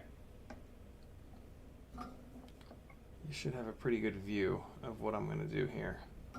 Although I do need to move this a little bit more out of the way than it already is. So let's bend this all the way up like that. There we go. There we go. There we go. There we go. Okay. So look right here. I put some flux on there. Clean the tip of the soldering iron. The wire is tinned and the pad has tons of solder on it. So I'm going to put this little wire right in the little pocket there between the silicone and the actual joint. I'm going to get it exactly where I want it first. And then the tip of the soldering iron is just here to bring heat in. The tip of the soldering iron is not there to guide the wire into position. You want the wire to be in position when you're getting started. And it was just that quick to start to get it on there. Now I'm going to come in with these tweezers and really hold it in place. And I'm going to melt the entire joint, basically. But not quite the whole joint, you'll see. So I'm going to go tip down against the wood on these tweezers so that I can then just grip this wire and just leave it in place. That way this wire stays perfectly where I want it to. And I just undid my work. This would be working a lot better if the ESC wasn't moving around. So let's do this. We'll put this ESC down on this little bit of VHB that's on here. That'll keep it from moving around. And then again, we're going to go tip down, and then we're going to pinch. And that's going to hold this race wire LED wire in the perfect spot. And now this is a big solder joint here, so we just need to be patient. And that is probably good enough. But what I am going to do is add a little bit of solder to the tip of the soldering iron here. And I'm not going to liquefy the whole joint on this one because I need to come back in and put that capacitor on. So for this guy, I'm just going to get it tacked down, and then I'm going to put the capacitor on top. All right, there we go. So it's a nice and shiny, smooth connection between this wire and this big lead. Give it a second to cool off, and then we're just going to give it a little tug, and we're good to go. It's a little tiny 30 gauge wire, so it's fine. So now we're going to come in with this big old, what is this, 18 gauge, and we're going to essentially put this right on top of where that is, kind of next to it, but kind of on top. And now we're going to put some more heat, and we're going to really try to get the top of this battery lead kind of liquid. So pull this out of the way a little bit here. And then this is going to sit over here like this. So again, we want to get the wire into a good position.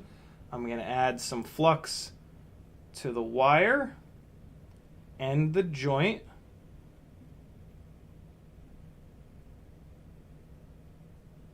I like when ESCs have separate pads that you can do this on. It's annoying to have to double up like this, but it's totally fine. I've been doing this forever, and it works shockingly well, as long as you get enough heat into it so that it's nice and smooth and shiny.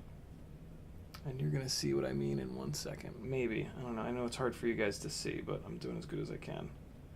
So, bring the heat in. And now my left fingers are going to get a little bit hot on this. But be patient. Look for the top of the joint to start to get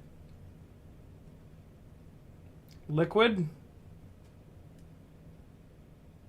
And now I'm going to come off. I'm going to let it dry for a second. Now I'm going to come back in with the tweezers. And now we're just going to heat this up one more time. And I'm going to add another little tiny bit of solder to the tip of the soldering iron. And now we're just going to come back in here. And there it goes. The top of the joint is going all liquid. Now we've got a nice big connection.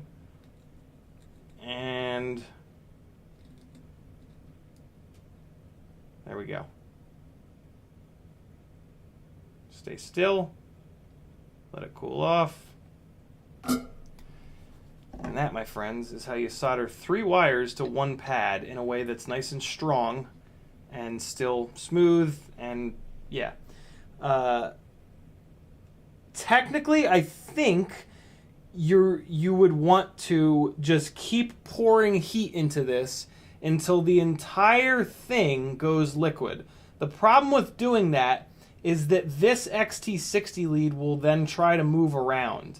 So I've done it this way, where you just wait until the top of the battery lead goes liquid and then you remove the heat, and this has worked beautifully forever. Like, I've been doing it this way for literally years, and it's been completely fine.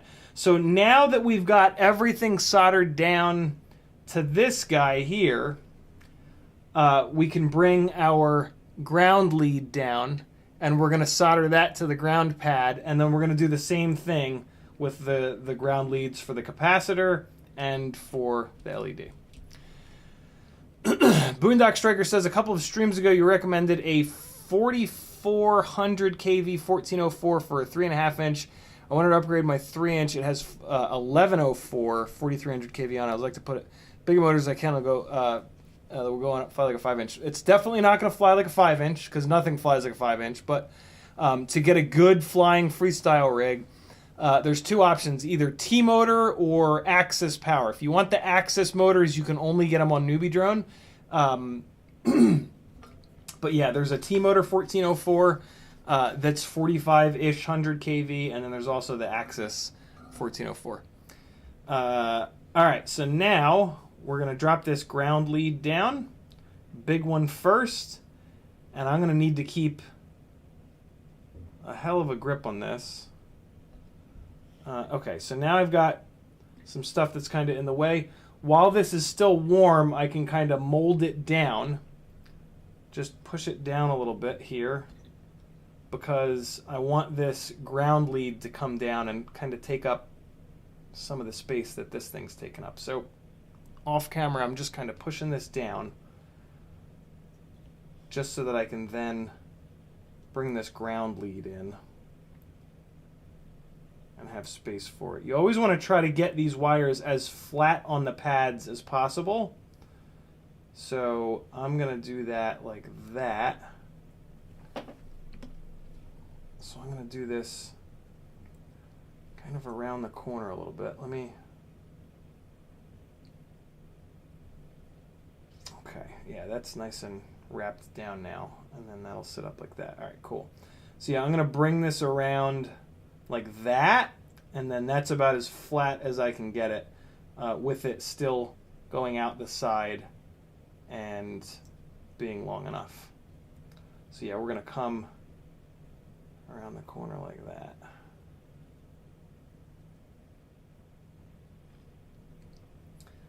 My other option would be to rework that and just kind of rotate it.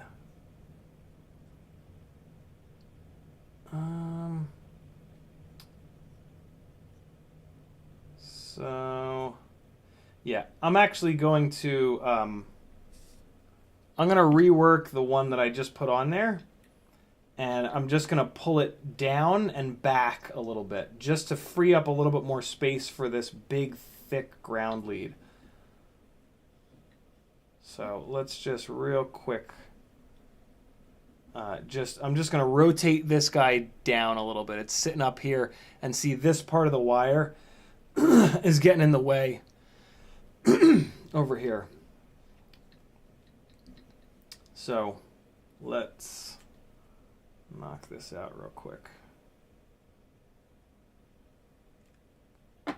Don't need to add solder or anything like that. We just need to heat this up, get this guy in the right spot, and then we'll be good to go. So I'm going to grab this wire and not put the tips of the tweezers down into the wood. Just going to leave it up like this. Add some heat.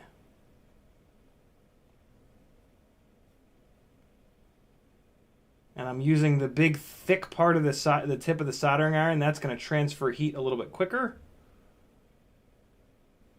And there we go. All right, so we're starting to get some temperature into it. There we go.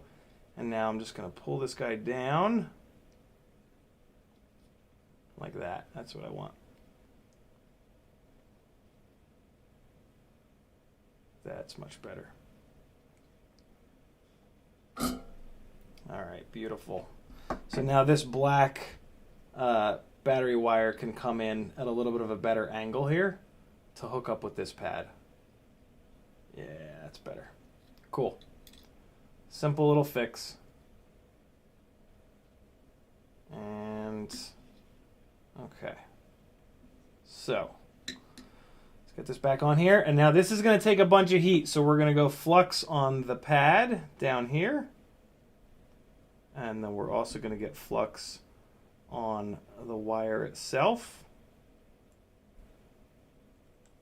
And we're really not going to need to add any solder because we've already got the wire. Oh boy, didn't mean to add that much. Did not. Okay. It's going to drip. Where's it going to drip? In the little garbage can. Perfect. Okay. So now I'm going to take these tweezers that have a little bit of grippiness to them here to hold this big black lead. It's going to get hot, and I'm going to need to really kind of hold this at a pretty sharp angle here. So let's make sure that this is stuck down to the VHB. Let's get that at the angle that we want it at. And here we go. We're going to bring the heat in. We're going to be nice and patient. The ground leads are always going to suck up more heat because the ground pad is jacked into a big thick piece of copper on the main PCB of whatever you're soldering to. So you've always got to be a little bit more patient. Although that happened pretty quick, mainly because I had a bunch of flux on there. So we still want to be patient though, because we got to make sure that that entire pad goes liquid. And I actually am going to add a little bit of solder here.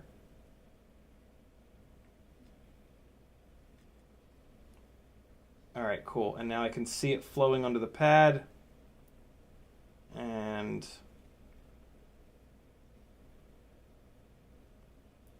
awesome. Hold it still and steady. And that should be good. Let's have a look. So yeah, we are on there at a pretty nice angle. And I want to get this wire to wrap a little bit here. And that wire sucked up some solder. And now this ESC is boiling hot because we were just dumping heat into the ground lead. So let me just real quick try to get a little bit more of an angle on here on this wire.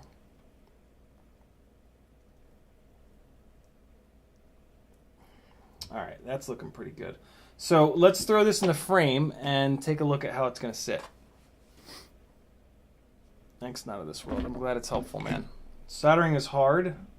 It's actually really hard to show soldering. Like, your hands are all fucking in the way, and it's a really difficult thing to do, which is why there's not many people that, like, a lot of people try to help with soldering, but then, like, it's just really difficult to show it. So they end up just kind of giving up, myself included.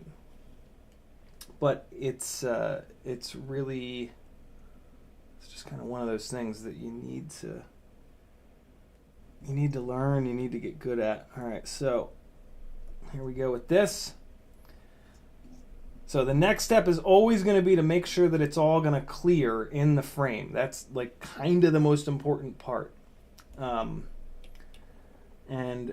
it can get a little bit tight in here. So we got that. Let's put the top plate on and let's take a look at where this connector is going to sit. One of the secrets to my builds is that, like, everything is tucked in, everything has its place. The battery lead is going to sit just right, and it's not going to get hung up in the props. It's going to be under a battery strap. That's it's the little things like that that really make a good build great. So yeah, you can see there's going to be a battery strap right here. That's what these double slots are for. And we want this XT30 to be like kind of perfectly under that, and we're there because it's going to be pushed up from the battery and it needs to gain this little bit of extra height, and then it's going to sit inside the battery strap. The battery strap is going to exit right here and come loop around. So this is just about perfect, and I mean, we've got a little bit of wiggle room. It can slide back a little bit for a battery with a longer lead, or it can slide forward. That's always really the way that I want it. Our other option is always to go on the other side of this standoff, but then it just doesn't sit as nicely. I always like to go in front of that standoff on the glide builds. But just for the sake of showing you, if you went back behind it, it could come up like that. But I don't like that as much, especially because this starts to get close to the propeller. So I really prefer to have it up here in front of that guy. So yeah, that worked out pretty good. Let's bring the wood block back and let's keep on cranking. All right. This. So now we've just got two more little leads to hook up, and then this thing will be good to go for having some motors connected to it. I should have stripped and tinned this little 30 gauge black wire on this little LED, but I don't know why I didn't. I was being kind of lazy, I guess. So let's come up in here and strip off the silicone, push the silicone back a little bit, and now I'm going to move this away from the board. God forbid a little bit of solder goes rogue. But I mean, we're just tinning it real quick, which will be like 1 second, 1/1000, and we're good. Just getting a little bit of solder on there. All right, so now we're going to basically do the exact same thing, but with the ground leads. And okay. So first, we're going to get this guy on here, and I am actually going to add a bunch of solder to this. So I'm just going to put my little bit of extra solder there for us, and I'm just going to pick some of that up. It's all set up with soldering. Like, you want to have the wires in the exact right spots. You want to have your extra solder ready to go. And then once you're actually holding the soldering iron, not much should happen. You don't want to be like scrambling and moving stuff around while the joint is hot. You want to have everything in position and ready to go, and then you bring the heat in. So let's put this where we want it. We're going to go tip down with these tweezers against the wood, and then we're going to grip the wire, and that way it'll stay perfectly still and in exactly the right spot. And now we're just going to clean the tip of the iron. Pick up, I forgot to flux, but we're going to be okay because I'm picking up a little bit of solder here. And then we're just going to get this guy laid down. And since it's a 30 gauge wire, it's just going to like instantly sit down on here. But I'm actually going to pick up a bunch of solder right now and add it to this joint. Give it a second here. The top just went liquid, and there we go.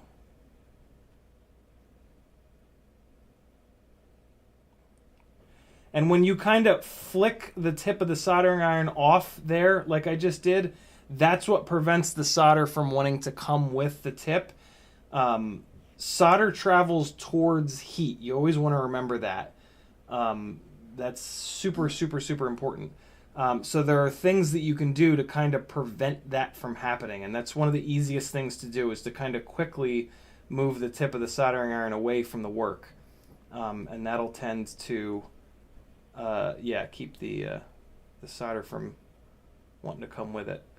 So now we've got this little guy, and I'm going to do the same kind of trick. I'm going to rotate this wire down a little bit so it's sitting down off the side rather than sitting up on the top, just like we did with the other one. And there we go. That's the perfect spot for it. I did add enough solder just now, so now I'm just going to add a little bit of flux here.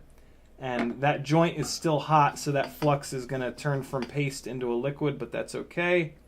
Bring the heat in. Look for the top to go liquid. And a little bit of patience. Pushing down a little bit on this wire to kind of flatten it out onto the big part of the joint. Still being patient. Looking for the top. There it goes. That's going liquid. Another half a second. And quickly pulling the tip of the soldering iron away to prevent the solder from wanting to come with it, and now you've got a perfectly shiny little top piece there. And that's it, my friends.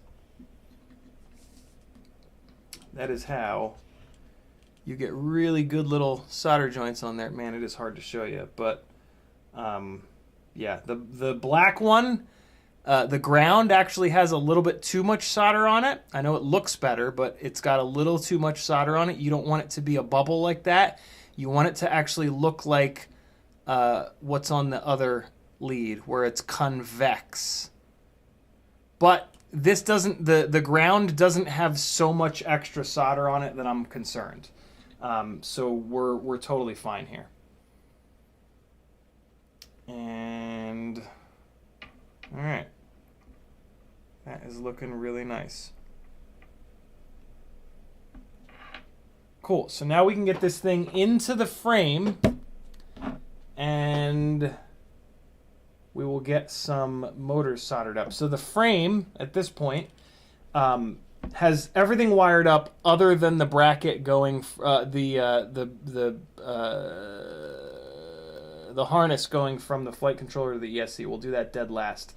And everything is run the way that I like to run it. I like one nice little bundle of twisted up wires for the receiver. And that is the pads that this guy is hooked up to are on this side of the flight controller here. So I keep that segmented. Keep it away. You want to keep these you always want to keep bundles of wires away from one another. So these guys are on this side of the flight controller. So they stay on that side, and then this little bundle here is going to the VTX, and this is hooked up more on this side of the flight controller. And again, those are segmented and all set up in twisted pairs. Little bit of extra cable length here in case whoever buys this wants to do something weird, like if they want to move this farther back or onto this side, there's a little bit of extra wire on here. The VTX, there's really nowhere for it to go. The VTX is butted up against the rear standoff, so that bundle of wires has a little bit less extra in it. But yeah, with this receiver, I always put a little bit extra wire, especially like if they want to like turn this around or something like that. Yeah, you've got that little bit extra there. And now these guys are going to be nice and safe under the ESC. and there's not gonna be any weird like interference problems because they're all twisted up like that, and because I've done this a million times with this specific ESC. All right, so we do have a little bit of a fight for space here. As you can see, this wire, since I soldered it in a downward direction, it's pushing into the bundle of wires there. So I actually need to rework this and rotate this up and out of the way. But let's just make sure that everything has enough cable length here before we do that. So this guy, so let me figure out how I want to do this. This guy, oh yeah, plenty of cable length. So I'll probably put this guy up like this, and then yeah. So I just need to, and I can probably just, I might just be able to bend this. Oh yeah, no, we're fine. I could just bend this up.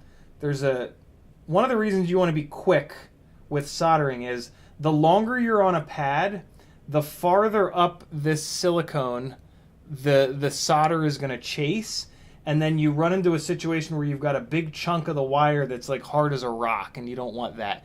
On these big leads, it's inevitable. There's no way on these big leads not to get a big chunk of it with solder in it, just because you have to leave the soldering iron here for a while to get the heat to transfer down to the pad.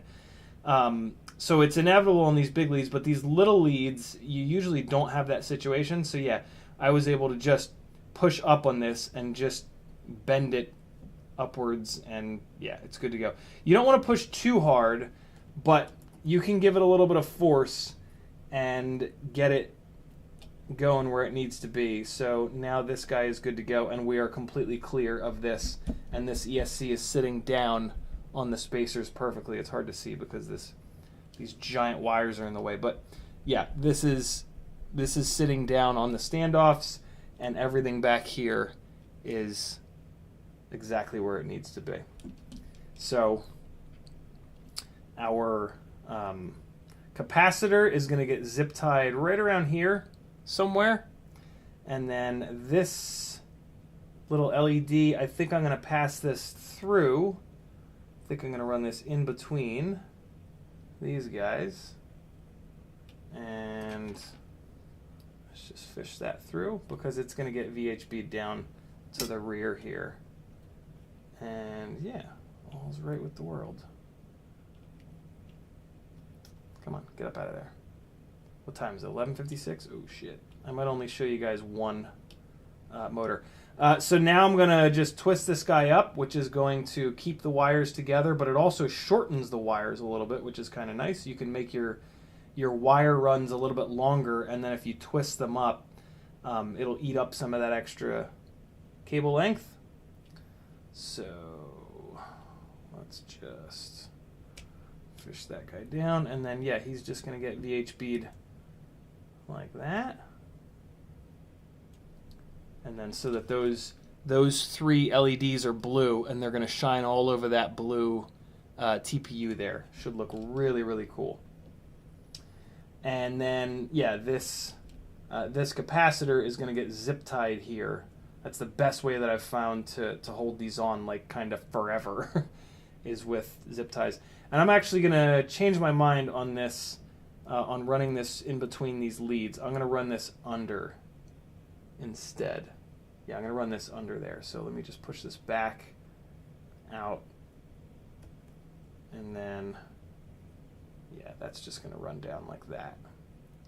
And then this guy will just come down on top. All right, cool. So yeah, that's fine. But let's get a couple of these motors soldered on here, because that's the main thing that I want to show you guys. So what most people do when they go to solder motors up, and I don't really need to do this in the frame, which is nice, is they will put the leads for the motors straight out from the pads like this.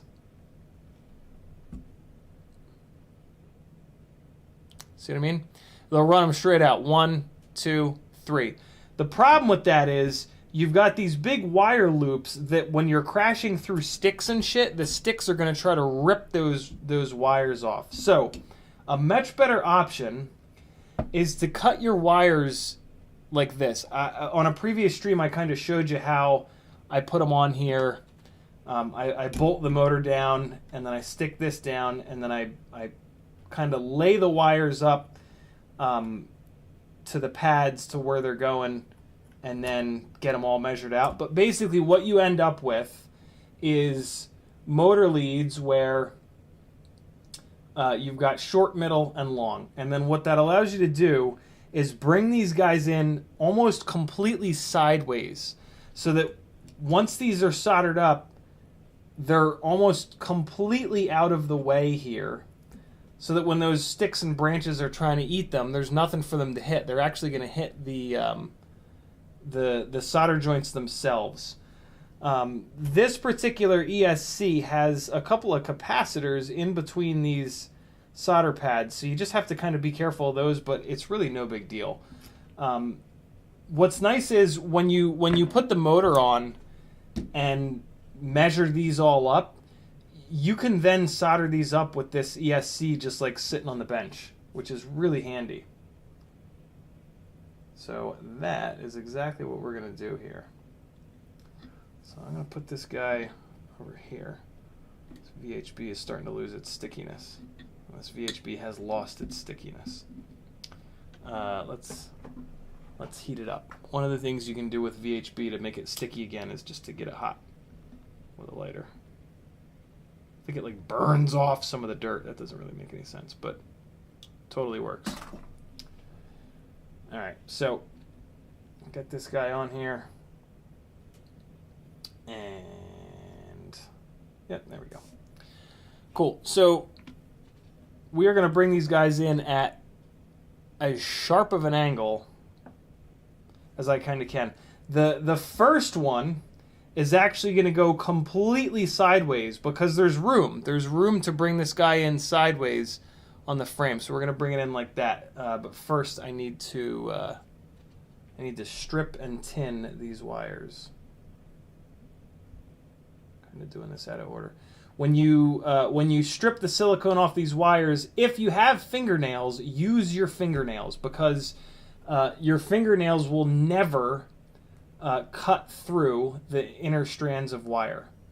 Any kind of a metal wire cutter that you use is always going to run the chance of chomping at some of those wires, and that's no good. That's going to reduce like the throughput of the wire. On these motor wires, it's not that big of a deal. On 30 gauge wires, it's a huge deal. 30 gauge wires a lot of times only have 8 individual strands on the inside. So if you cut 1 or 2 of those, you've cut 12 or 24% of the throughput of that wire. And that's not good. So don't do it. Use your fingernails, yo. So we've got these guys stripped. We are going to now tin them. And I will show you again how to do that. So you just get these in an easy kind of location. Hold on. Okay, there we go. All right. So tinning wires is pretty easy. If you really want to do a good job, take your syringe of flux paste and just rub a little bit of flux on each of the wires. Kind of no such thing as too much flux. Clean the tip of your iron, and then you're going to take your solder and you're going to feed that in from the top, and you're going to bring your soldering iron in from the bottom. This is very low on the table, so I'm actually going to hold my soldering iron like this so that I can get it completely flat on the table. All right?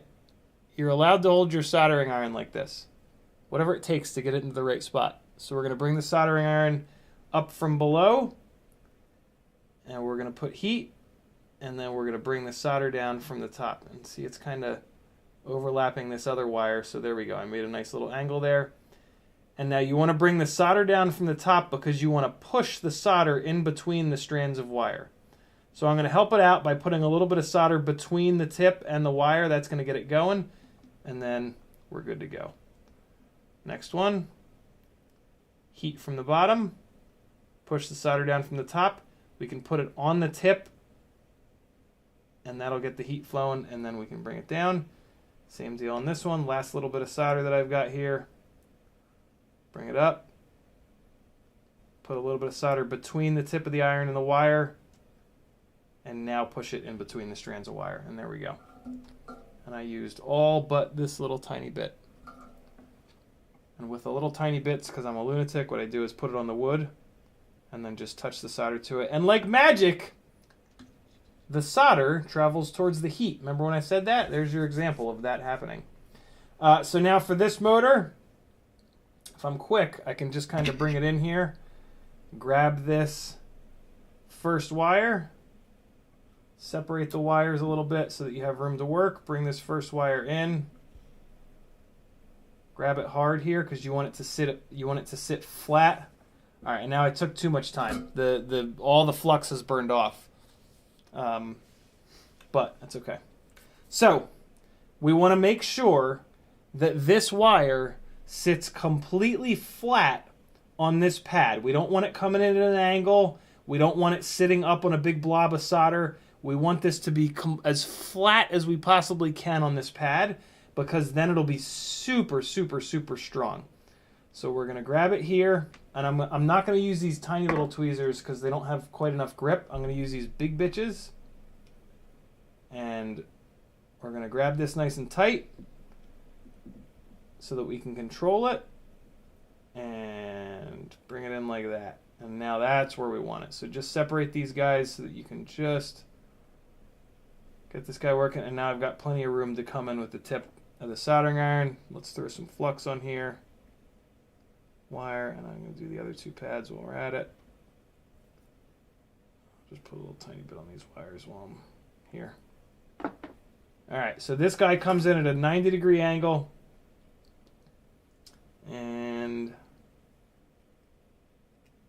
we also want to make sure that the silicone hangs off the side, and just the exposed bit of the wire is all that's on the pad. That is how you get the wire completely flat on that pad. You see how, like, it just looks like the wire is coming off the side of the PCB. That's what you want. You want to hang the silicone off the side. That's going to make it a little bit stronger as well. So now we're going to come in with these guys, and I just noticed on this middle wire that we've got one little scraggly boy that we're just going to push right back up into the bundle. No big deal. But you always want to look for that. All right, so now these other two, we could technically bring them in. We could technically run them up over top like this and bring them down at an angle. But like we were just talking about, that would be a little bit less strong of a solder joint. So what we're going to do instead is we're going to bring these guys in at a really sharp kind of angle here. Now this VHB is let go. We're going to bring this in at an angle like that. Can you guys see? It's hard to see it because you're looking sort of diagonally at it. But I'll show you from the top once it's done. But I don't have the angle to get my soldering iron in there, so I'm gonna move the work. Always move the work. Never like play this weird game of Twister with your hands. Always move the work. And now I've got a perfect little space to slide the tip of the soldering iron in. And we're going to do as steep of an angle as we possibly can here. Bring it in, wait for the whole thing to go liquid. Try to hang that silicone off the side of the pad. And now I don't have quite enough solder on there, so I'm going to let that cool for a second, and I'm going to pull a bunch more solder off of the spool here.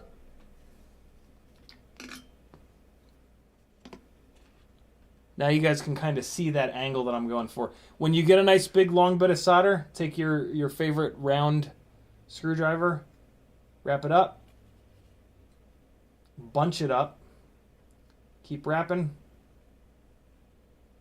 bunch it up again, take it off of there, and now you've got a little spool with a stick hanging out. Take the little stick hanging out part and make it go straight up, and now you've got a little thing that'll stand up on your workbench. And it's also like a nice little handle so that you can you can then feed solder in. But what I really like about this is it'll stand up here like this. So now I can bring the tip of my soldering iron down on this, pick a little bit of solder up, and then I'm going to add it to that. So let's do that now. And let's move this around so it's in the right spot to do that. I'm going to grab this guy here. And yeah, no, let's grab it right there. Clean the tip of the soldering iron. We're going to bring a little bit of solder in with this guy.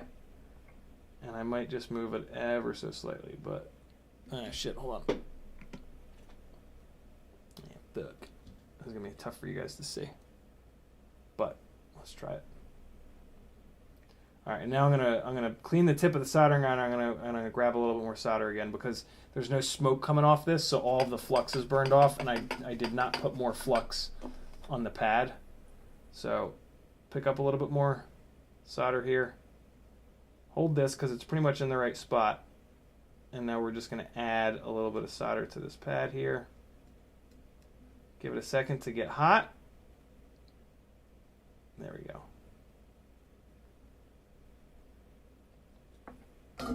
And it did not leave as much solder on that bit of wire as I would like. Let me take a look at what the hell's happening here.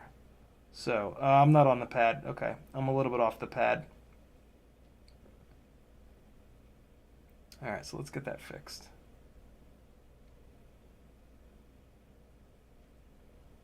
Yeah, I got it off this side a little bit. All right, so we're going to remove this completely and rework it. So we're just going to get it hot, and we're going to pull this completely off. There we go. Put heat back on that pad, smooth it back out, and there we are. All right, cool. So now we want to bring this guy in at a better angle here. And that's the angle that I want. Yeah, so we're going to do a little bit more. I was trying to do it a little bit too close to the other pad. We're actually going to bring it out just at a little bit more of an angle, and this will be better this time. All right. Flux and flux. Now let's get it right this time. I'm going to move to the smaller tweezers just because they allow me to get the wire a little bit closer here. And I'm just going to pay a little bit more attention to where the silicone is this time to make sure that it's hanging off of this pad. And now when this whole thing melts, I'm going to be pushing down on this wire a little bit because it's going to be able to go a little bit flatter.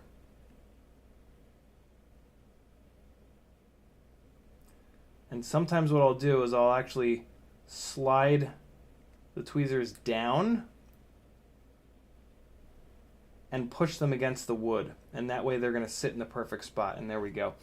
So this joint is a little bit cloudy. That's because all of the flux burned off. So we're just going to add a little bit of flux here. You really don't need to do this, but some people lose their minds about shit like this. So we're just going to add a little bit of flux there and then just hit it one more time just to heat it up. And then when it dries, it'll be nice and shiny, although it just went cloudy again. Let me make sure the wire's in the perfect spot. Oh shit, no, it's silicone's sitting up there again. The wire is exactly where I want it, but the silicone is kind of sitting up there a little bit. So the choice is we either pull the wire off the pad a little bit more, but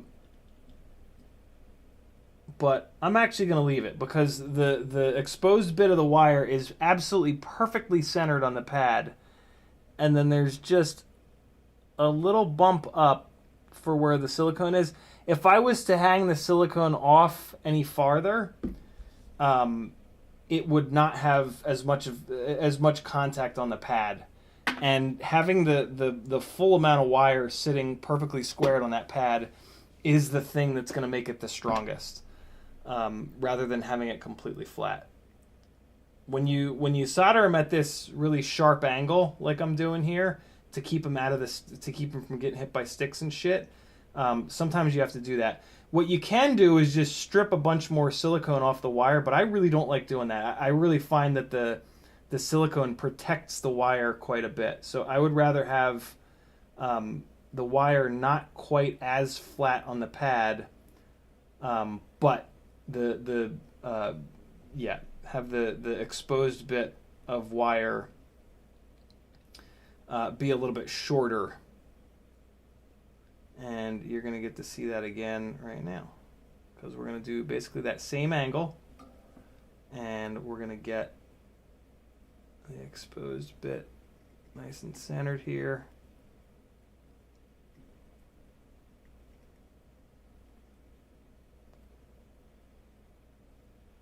And there we go.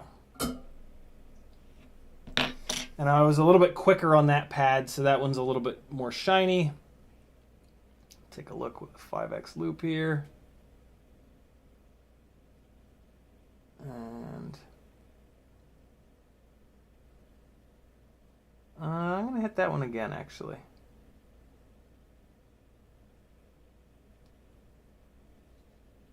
Yeah, I'm going to hit that one again, and I'm just going to push down a little bit harder to get a little bit better of a contact patch. Focus on that, yo. Come on, please. Please!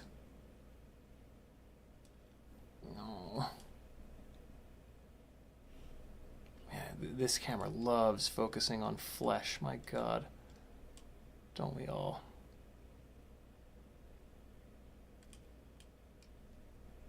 Okay. Oh man, I don't... One of the problems I'm having right now is like this camera is just in the way. It is just really, really difficult to get everything, to get tweezers in here, to get the camera in here, to get the tip of the soldering iron in here. And I know that I'm also kind of blocking the light. So I'm just going to come in here, add a little bit of heat, and just push down. There we go. Ah! The wire then lifted itself back up. I wasn't squeezing with the tweezers. Now I'm squeezing with the tweezers, and now the wire will sit down flat and stay flat on the pad as it cools. There's the stuff. Take a look with the loop. That's much better. And just checking it, make sure it's not sitting up against the damn, no, the same thing happened. The wire keeps wanting to pop back up. So we're gonna come in here with some flux. We're gonna do it one more time, and we're not putting much heat on here. It's like these are small wires, so it's okay to kind of rework these a couple of times like this. I need to get the camera out of here for this. I can't get this right with this camera in the way. It's just, there's just too many things on top of each other. So sorry, you guys got to see me do it twice. Now I'm going to do it the right way. And I'm just going to come in at a little bit of a different angle. Okay, so yeah, I'm going to come in like this with the tweezers, and that'll let me actually push down on this. And then I can bring the heat in from the corner here. Or I can pull this guy up here. And yeah, this is what I want to do. This is what I want to do. Okay. Yep, this is better. All right, so I'm pushing the tip of the tweezers down against the wood. We already put some flux on here. We're gonna come in, liquefy the joint. Now it's coming down. I'm gonna release with the tweezers to reposition it while I'm holding it down with the tip of the soldering iron.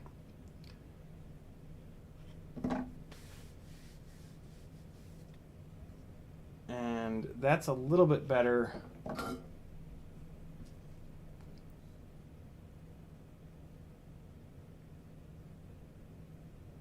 But this wire is still wanting to sit up, and now I've pushed it a little bit too far.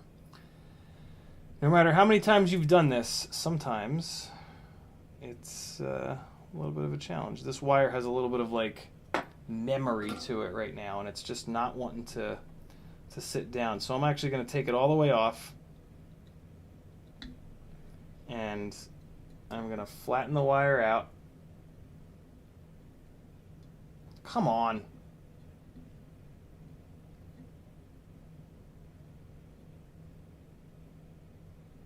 There we go. All right. And now I'm going to use the other tweezers because the wire is sliding in those fine-tipped tweezers. And now here's what I'm going to do. I'm going to take this wire. The problem that I'm having is this wire's running straight and it's wanting to sit up like this. So I'm going to take this wire and I'm going to push it back like that.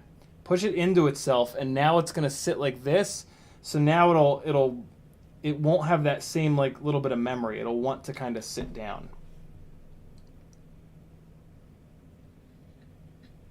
And the other problem is now that I have two of these attached, they're wanting to pull the wire. So same deal. I'm going to just push this forward to get these wires to bend so this is now in a better position. Like we were talking about before, it's all about getting this stuff right before you come in with the tip of the soldering iron, and I was kind of rushing through that, and this is the price that I kind of paid for that. So now this wire doesn't want to lift up off the pad. It actually wants to drive down into the pad, and so now it's going to go on there a lot better.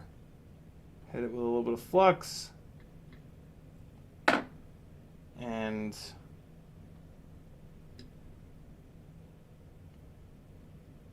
there we go. That's much better. That's much better. Now that wire is sitting where it wants to be on that pad. Come in, and it won't want to lift itself up.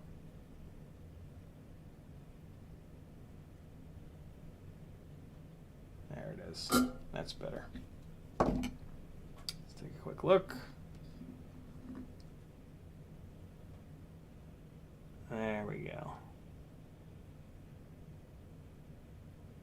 And there it is, my friends. It's getting late. What is it, 12:20? Yeah, it's a little late. Metalhertzen says, how do you tell you have the right singularity? Ultra short for a whoop. I tried to squeeze one under the Mavi 6 canopy, and it was just hopeless. It should not be this long. This is too long. I don't have one of the ultra shorts handy. Both of them are in quads, but yeah, it should only be like that long. It's very, very short in there. Man, it's hard to see. But yeah, it should only be that long. You do have to put a little bit of a kink in the wire. Like you got to run the UFL sideways a little bit like that. And then you got to put a little bend in the wire so that the antenna sits kind of sideways like that. That's what you need. EVAPV says, I can do that for you if you want to have a lot of free time at the moment. Metalhertzen says, I think the focus on that camera's gone to hell. All right, yeah, I'm going to...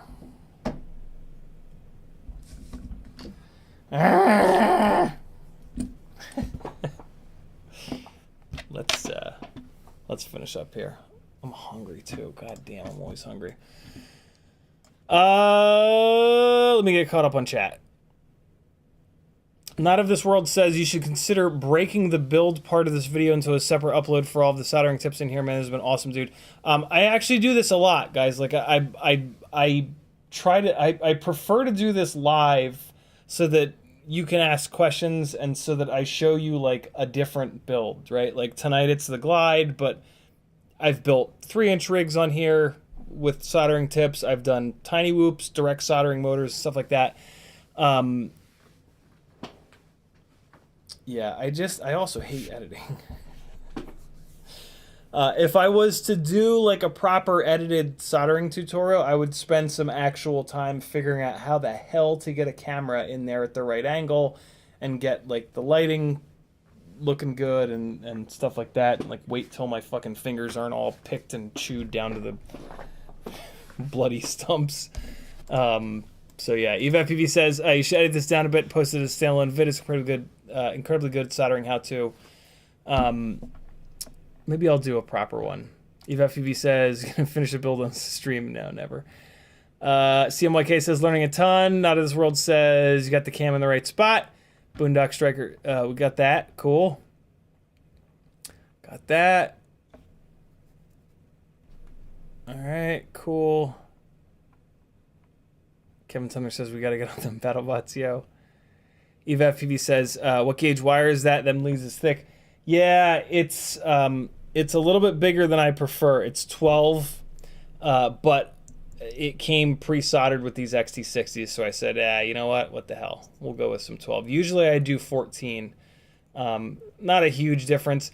On these wires, the silicone is really thick, which I kind of like. The thick, because like the battery leads tend to take some abuse. The way that I run them, they typically don't take any abuse, but yeah, it's fine. It's a little bit more challenging to work with, but it's a good challenge.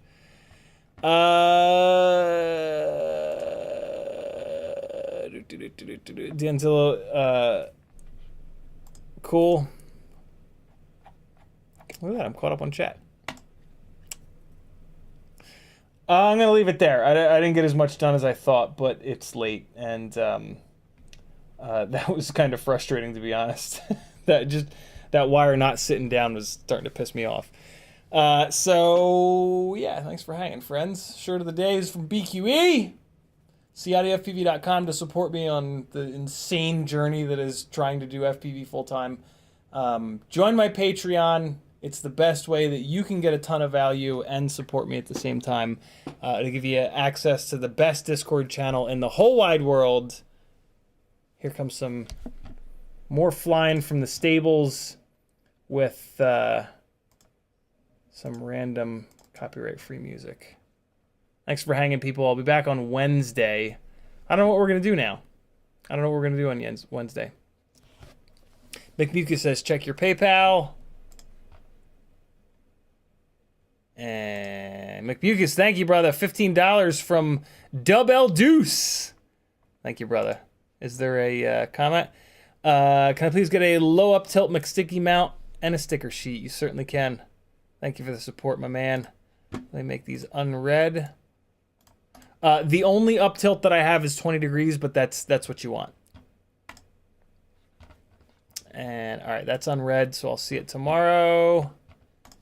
And here's some flying. Am I flying? What am I doing? There it is. All right, people, be good. See you Wednesday.